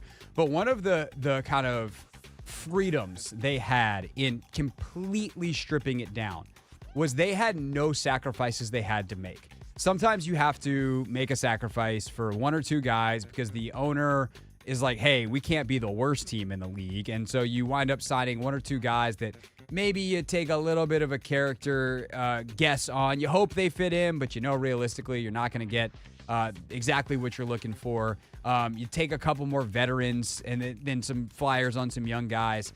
And because there was no pressure here to do any of that, what they were able to do was sign a bunch of young, hungry guys and or the exact veterans they wanted. Like Bobby Wagner's a strategic choice. Zach Ertz is a strategic choice. But also, like, Olamide Zaccheaus was a strategic choice, not just from his skill set of, hey, here's a real twitched-up guy who can make guys miss, he's good in the screen game, great blocker, a perfect character guy. But he's a guy that I think looks at himself in the mirror and is like, I can be better than what I've produced so far in my career. He thinks he's capable of more, but is a great teammate along the way. And those guys are really valuable, but they get passed over for more talented guys often because they might win you, it might help you win one more game this season, even if it's not as good for the team in the long run. And they're not investment pieces. And so I think that difference has actually, and like the theory is what I just said, right? That the more talented, the sacrifice is worth it because you win a couple extra games. In reality, I don't know that you actually do. There are no guarantees, that's for sure. And I think because they've had, 53 down, 63 down, whatever, 70 down with the practice squad, and really, 90 down in the spring and the summer, because they have exactly who they want in the building, some of the processes they thought might take a while, and if they have some like dead weight stragglers do take longer, aren't taking as long. And so there's a benefit of being all into your vision, which they are, especially when your vision is, let's be competitive, let's maximize what we've got, and then Adam will worry about getting more as we go through the multiple years of this process. So it's been very cool to see, and in that way, I guess it's not surprising, even if this is surprising based off the talent on the roster. Number 3. With success, though, comes national attention. Dan Quinn on how the players and his staff don't get caught up in it all. I would say the one thing that's it's very easy to support Jayden. And the reason I say that, Chick, because you see it every day in terms of the work that he's, puts in and goes for it. So there's no extra things that you have to say to him in this regard because, like, you see the character of what the man is. Had it been up and down and I was worried, I'd have that conversation. But all he has shown all of us since he's been here is like a relentless approach to getting better and staying in the moment, and he's got like a remarkable level-headedness to him that's wise, beyond his age. So if I had concerns, I would have already addressed it. I'm certain of that. But he is a very easy guy to support, and being on this journey with him and starting with it together, it's a really cool thing that I get to be a part of with him. I think it's so well put by Dan because the guy who's getting the most attention is Jayden. The team is getting attention because they have the rookie number 2 pick who's playing his face off. And yes, that then does put attention on Terry or Bobby or Zach and like Austin Eckler, these guys that do interviews with, whether it's the Kay Adams show or SportsCenter, NFL Live, whatever the Fox shows are, whatever the NBC shows are. Like, those guys are going to be requested too, and they're going to be asked about Jayden. But when Jayden is out front being humble about it, and he's out front saying, like the bite I'm about to play for you, things like, hey, I don't really care, I think I'm still a rookie, then it's kind of hard for everyone else to get out over their skis. So Jayden Daniels was asked about the national attention, and this is what he had to say about it. Yeah. Nope, that's the wrong way. That's not what he had to say about it. Those would be his keys to beating the Browns. We'll get there eventually. Here's his answer on the paying attention to the stats. And by the way, jersey sales. He's the number 1 selling jersey in the league so far this season, etc. Yeah, I mean, thank God to be able to be in that position, be able to impact people's lives and stuff like that. But man, the main thing is keeping the main thing, man. That's football. How can I get better each and every week? Not get caught up in what people are saying or anything, because none of that really matters, because I could be playing good and playing bad and people be thinking the opposite. So it's staying level-headed, go out there and just focus on what's up, what's now, and be where my Got to be where your feet are. I'm a big fan of keeping the main thing the main thing. The reason he's getting all this praise is because he's playing well. If he likes it, then you got to keep playing well. That's how the game works. Jayden understands that at a young age. When we get back, we'll give you some of those keys to beating the Browns, including what home field advantage can do. We will get to the back half of our Pick 6 next on the Team 980.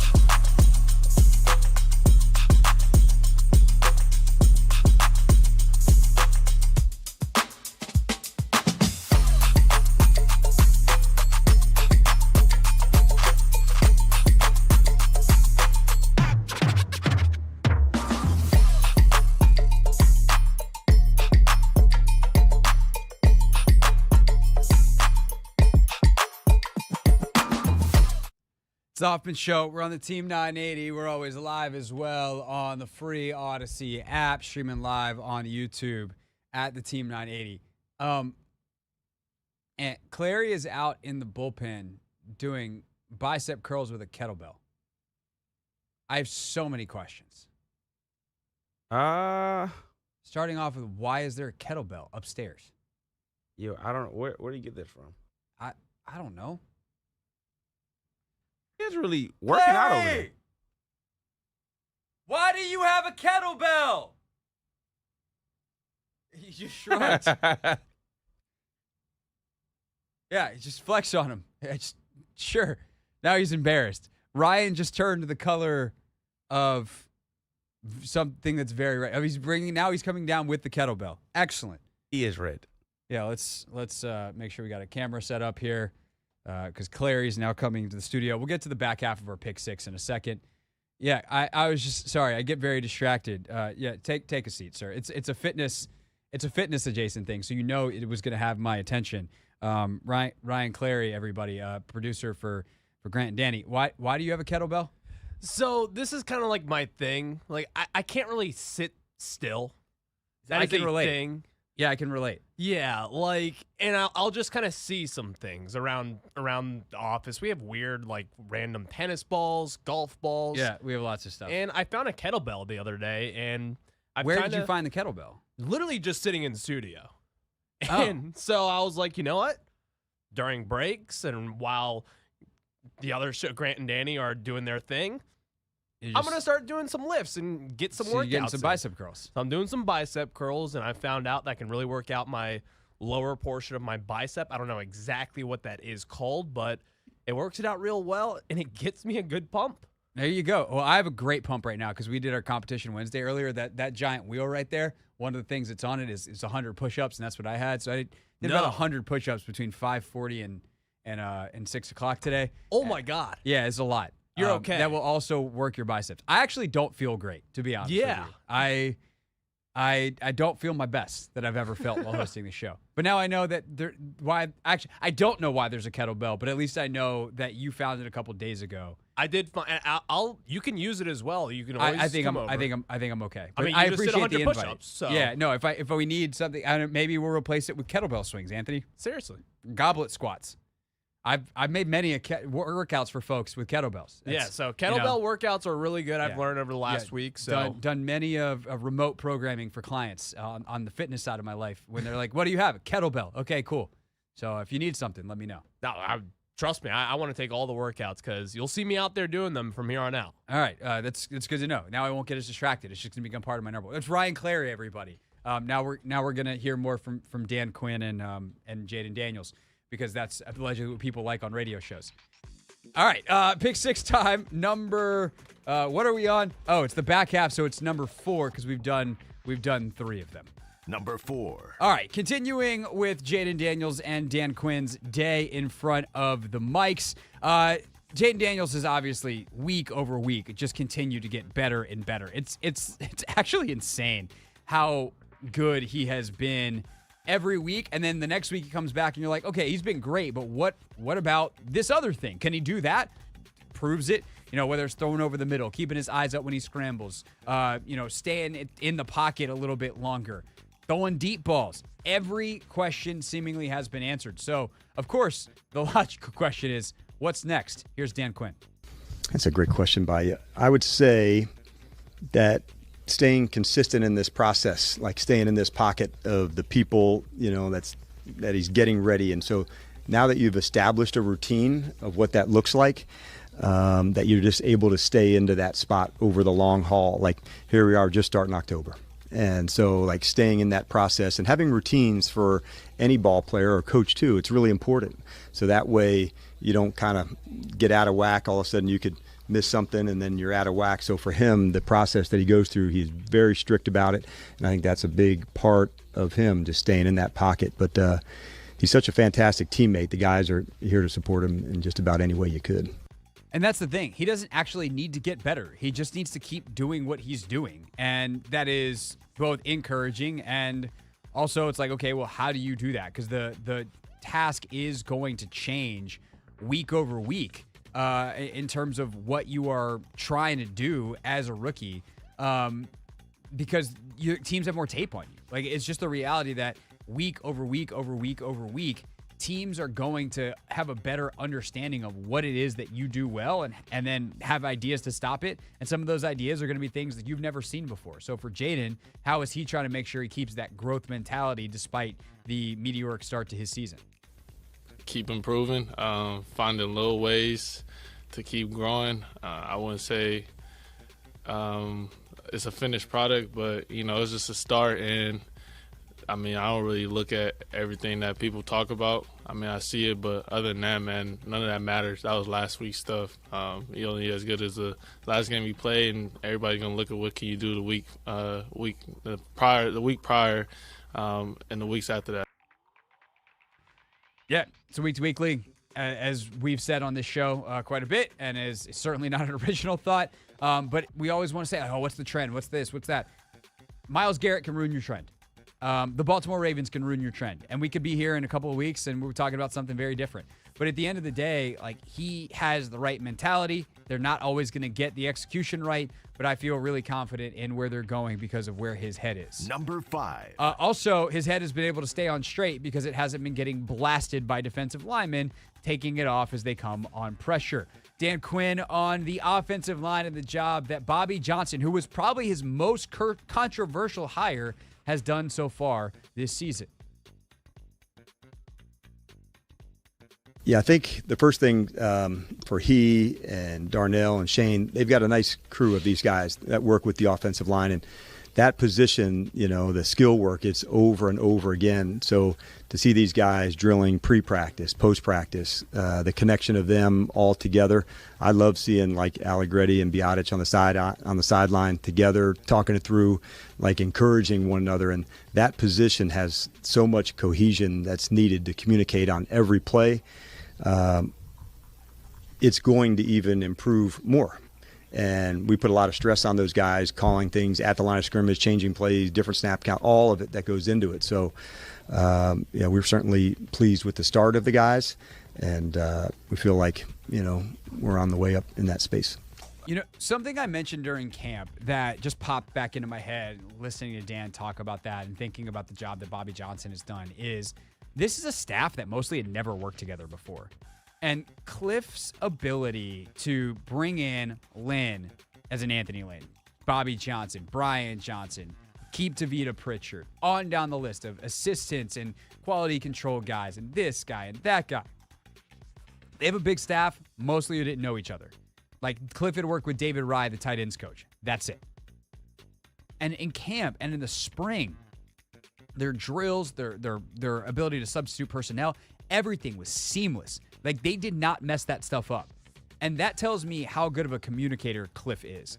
His ability to just get everybody on the same page has been tremendous, and to integrate different systems, different schemes, different ideas into what has become a commander scheme. It is brilliant stuff, but it doesn't get done without great communication. And so those guys deserve a ton of credit. And then obviously making sure the offensive line has the support it needs. One, they're playing really well. They deserve credit on their own. But some of the chipping and ways that they varied snap counts and drops and this and that and the other thing to make that their job a lot easier, it just shows you the power of coaching when it comes to offensive line play. Number 6. Last but not least, home game this weekend. Jayden Daniels obviously has played one game at Northwest Stadium. Time for a second, and it could be in front of one of the best home crowds we've seen in years, something he is very much looking forward to after feeling the love on the road the past 2 weeks. I'm for sure looking forward to playing at home. Obviously, we want all the support, packed out, sold out stadium, so we'll appreciate if all the fans come out this weekend and show the real home field advantage. But it's great, man, the traveling that the fans are doing, how deep they're coming. You good. How deep they're traveling and stuff like that. So, I appreciate the fan base for sure. It's been kind of a funny thing the past bunch of years. Commanders fans still travel really well, unless they're traveling to Landover. But I do think that's changing. I do think that has a this is one of the most important months on the home crowd front that this team has had since December 2015. I guess December 2016 and 17 they were competitive for those years when Kirk was here, and there was a chance to get some big home crowds, and there were some pretty solid games during that stretch. Obviously 2012 was a completely different animal, but you want to get past all that 2015 stuff, past any other time. Obviously when they won the division, when Rivera was here, that was during the COVID season, so there were no fans. But you want to go back to the 2012 stuff. Go out and beat the Browns thoroughly this weekend. Compete with the Ravens, even if you wind up losing. Just compete in Baltimore. And then you got Carolina and Chicago. You win these 3 home games, and you do a couple of it convincingly, and you put on a show. This fan base is going to be roaring in November for the remaining home games in November, December, and January. And that would be sick. I would love to go to a very loud stadium in Landover filled with burgundy and gold, and they certainly have a chance to solidify that. And I think Jayden is the kind of guy, obviously, that can do it, because he's the quarterback and we've seen how he's played, but he seems to feed off that energy. Look at his home games at LSU. That dude played out of his skull in some of those. And even, frankly, in some of the most hostile road games. He was incredible at Tuscaloosa, for instance. So it's going to be really fun to watch. I'm excited for this weekend. We'll be there, and then we'll have the Take Command postgame show with me and Logan live from Northwest Stadium afterwards, probably around 5:30, 6:30, somewhere in there once we're done in the locker room. So make sure you're tuned in on YouTube at the Team 980 for that, or subscribe to the Take Command podcast feed for the audio as soon as we get that flipped around. As for us here live on the radio, that is our Pick 6 in the here and now. 6 biggest storylines of the day every day at 6 o'clock. When we get back, playoffs rolling on in the WNBA. We will take a peek at what happened in last night's action. The champs in an 0-2 hole. Do they have what it takes to pull themselves out? We'll discuss next on the Hoffman Show on the Team 980 and always live on the free Odyssey app.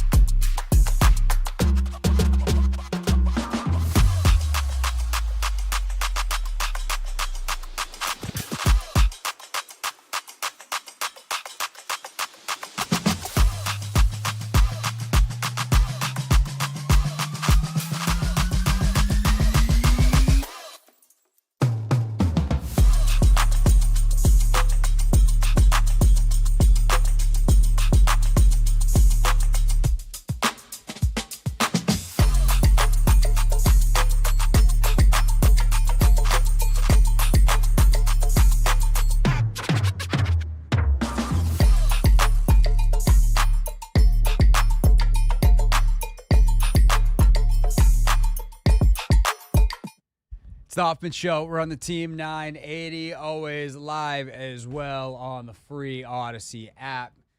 We are streaming live on YouTube, too, if you like, at the Team 980. You can always rewind during the show there or on the Odyssey app. Audio, video, we are available on demand during the show. And, of course, we're available on demand after the show, before the show.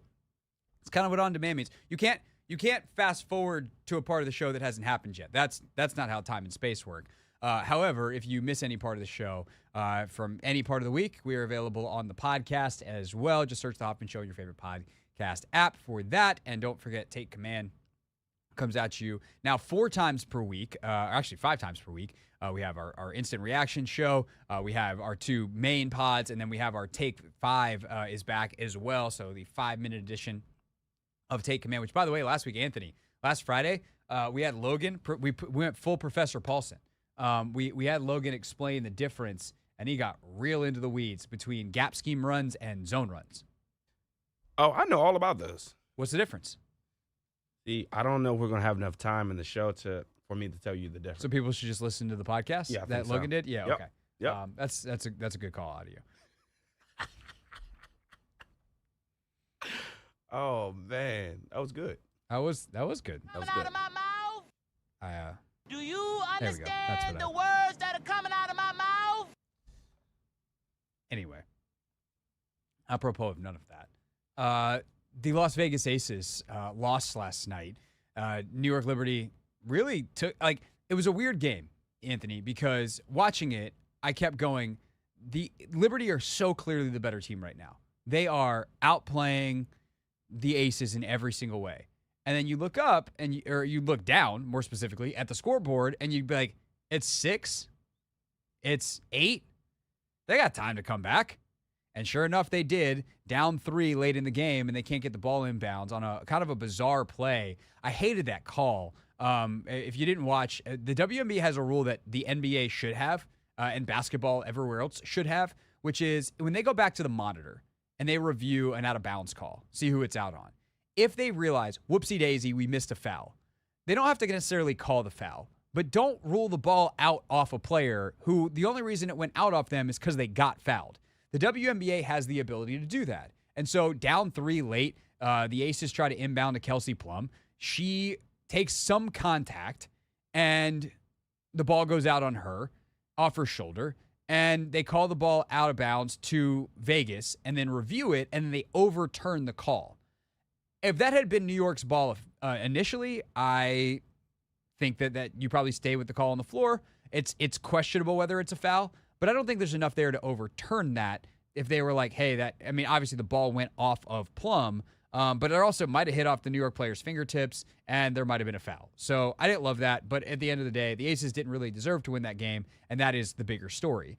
And I thought Becky Hammon's comments after the game were pretty interesting because she said, the entire league, Becky Hammon, the coach of the Aces, the entire league has been ticked off for 8 months while my players are going to do commercials and being freaking celebrities, quote.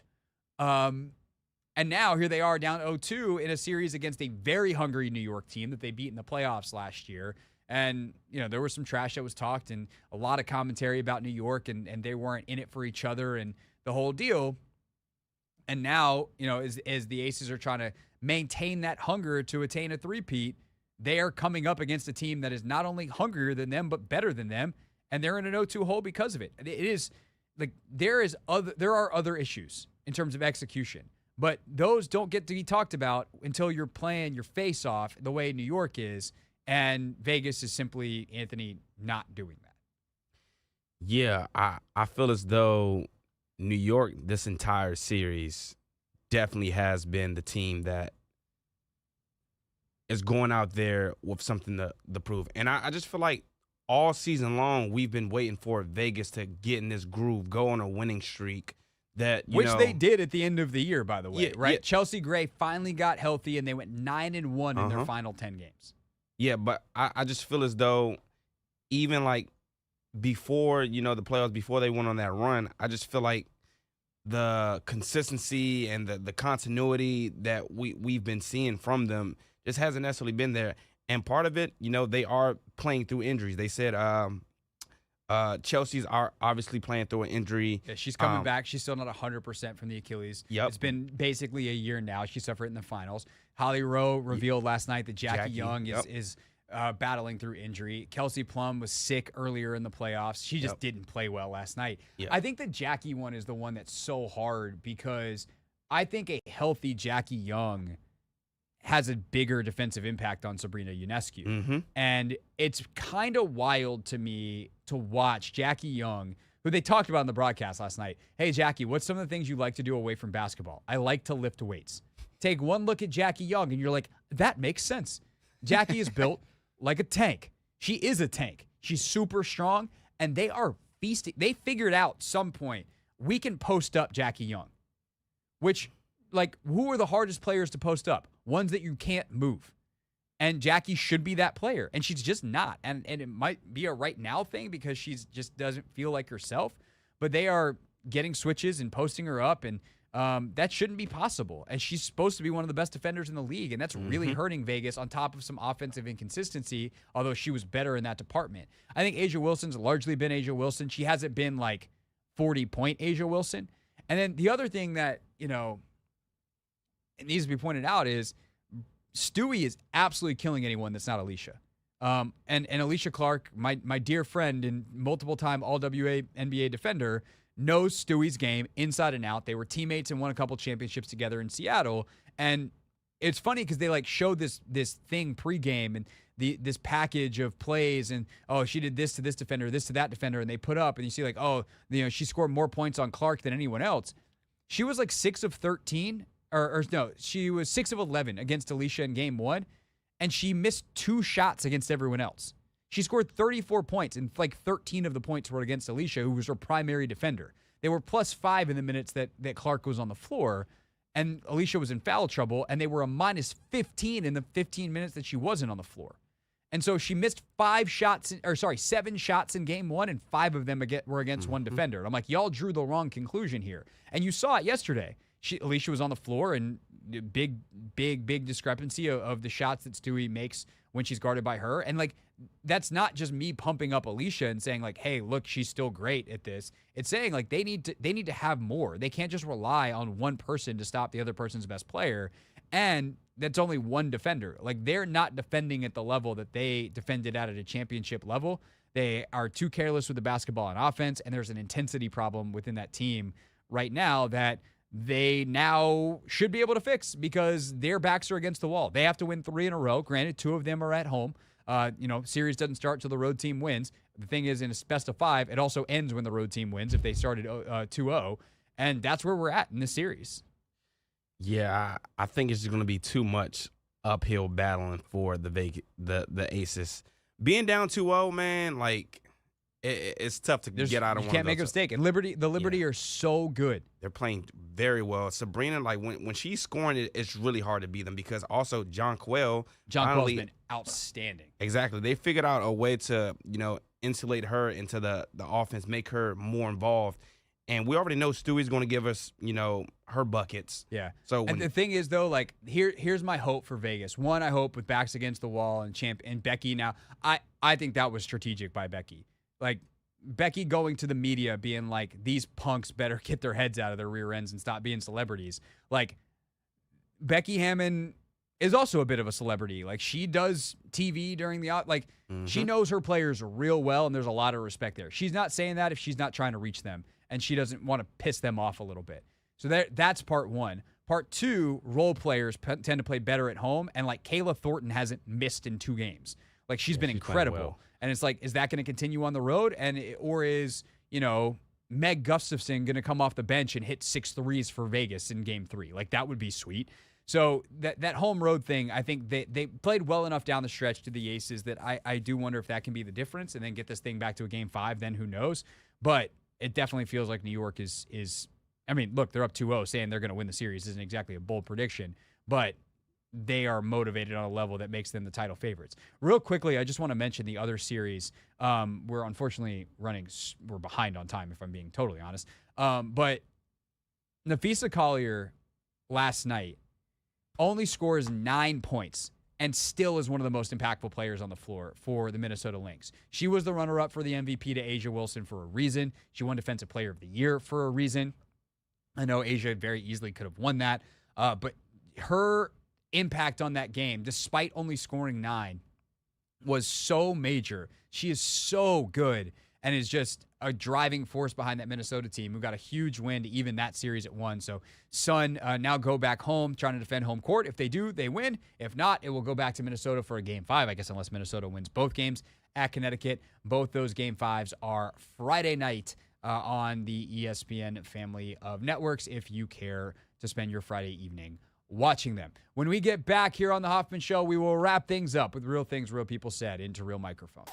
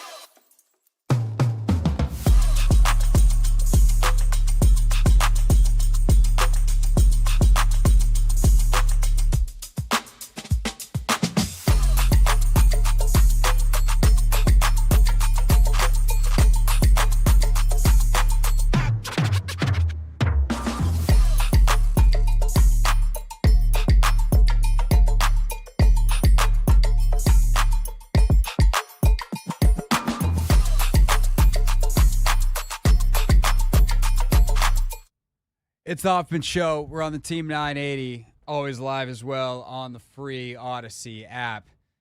Tomorrow on the show, it's a Thursday. That means we got Dan Pizzuta coming on. We also have one of our colleagues from our sister station in Cleveland coming on the show to break down the Browns. We'll get into our Browns prep. What else we got tomorrow, Anthony? Never read the comments. Oh, yep. Now read the comments. Busy week in the comments. The coordinators will be talking. Yeah, Cliff and Joe Witt. So pick 6 at 6 will be coordinator style. Dang, that feels like most of the show. Yeah, that pretty much is most of the show. Oh, okay. Yeah. See what other shenanigans we come up with. Never know. Didn't think I was gonna do 100 push-ups today. Well, I mean that's what happens when you lose competition Wednesday. Yeah, you would know. I guess that one I should have seen that one coming. Yeah, you should have. So we're all squared away. Anthony, I made the fantasy sub a couple weeks ago, and then Anthony paid off his lunch today, and then I paid off my 100 push-ups, which if you really want to see them, we did capture in the commercial breaks on the YouTube stream.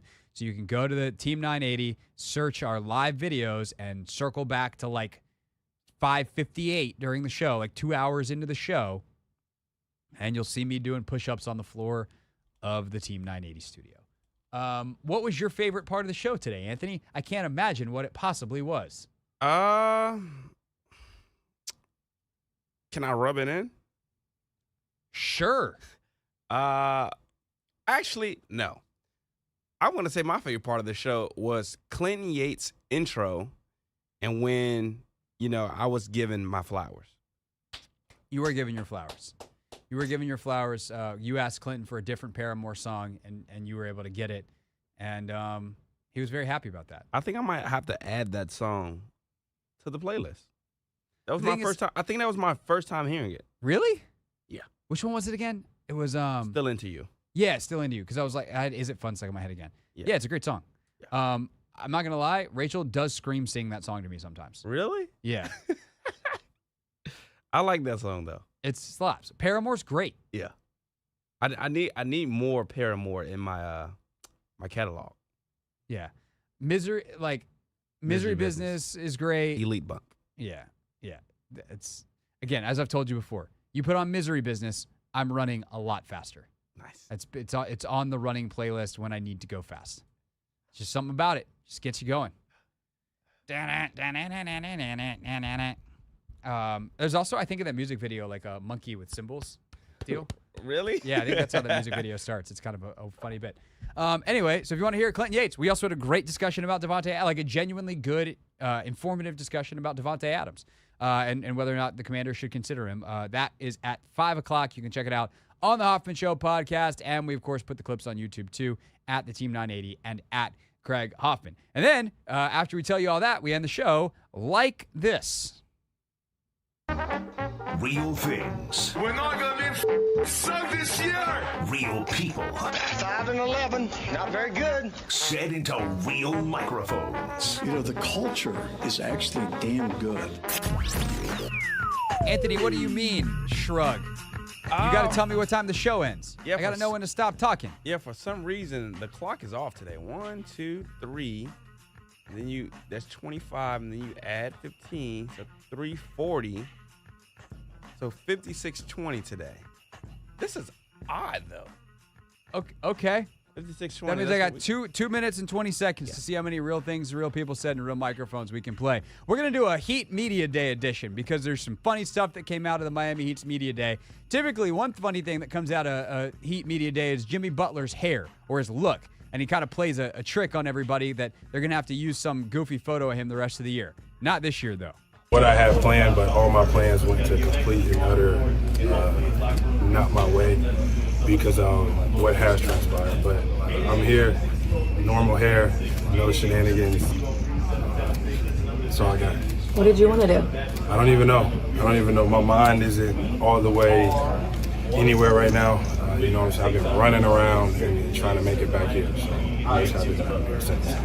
As you know, every May, Pat makes. So it sounds like, sometimes you want to dress up for Halloween and you just can't figure out what it is. Yep. That happened to Jimmy Butler, except for instead of Halloween, it was Media Day. I don't know what extreme he really could have gone to from the first 2 looks he had. Yeah, dreadlocks to a... Yeah, to a goth look. Yeah. With the long, flat-ironed hair. Yeah. Yeah, I don't know. I mean, he could have just done something, like, totally off the rip. The best Media Day in the last year, like Jimmy got outdone by Asia Wilson last year when she went with the silver wig on Media Day. Yeah. And speaking of Asia Wilson, she is dating Bam Adebayo. which is the worst kept secret in the basketball world. And Taylor Rooks, as she was interviewing Bam on Heat Media Day, had a little fun with that. Had a great summer. I hope you have a great season. I think that your season will be amazing. Y'all looking crazy. Y'all looking crazy. Bye, Bam. Bye. Held up the amazing with the A apostrophe, amazing, as in the A apostrophe at Asia Wilson and her branding. It's good stuff. Yeah, I think people call that ingenuity. Like, that was very, very, very good. It's well done by Taylor. Yes. It's well done by Taylor Rooks. Yeah, it's a terribly kept secret. Genuinely hysterical. Hope you guys enjoyed the show today. I did, except for the push-ups. We'll do a show with no push-ups tomorrow. See you then.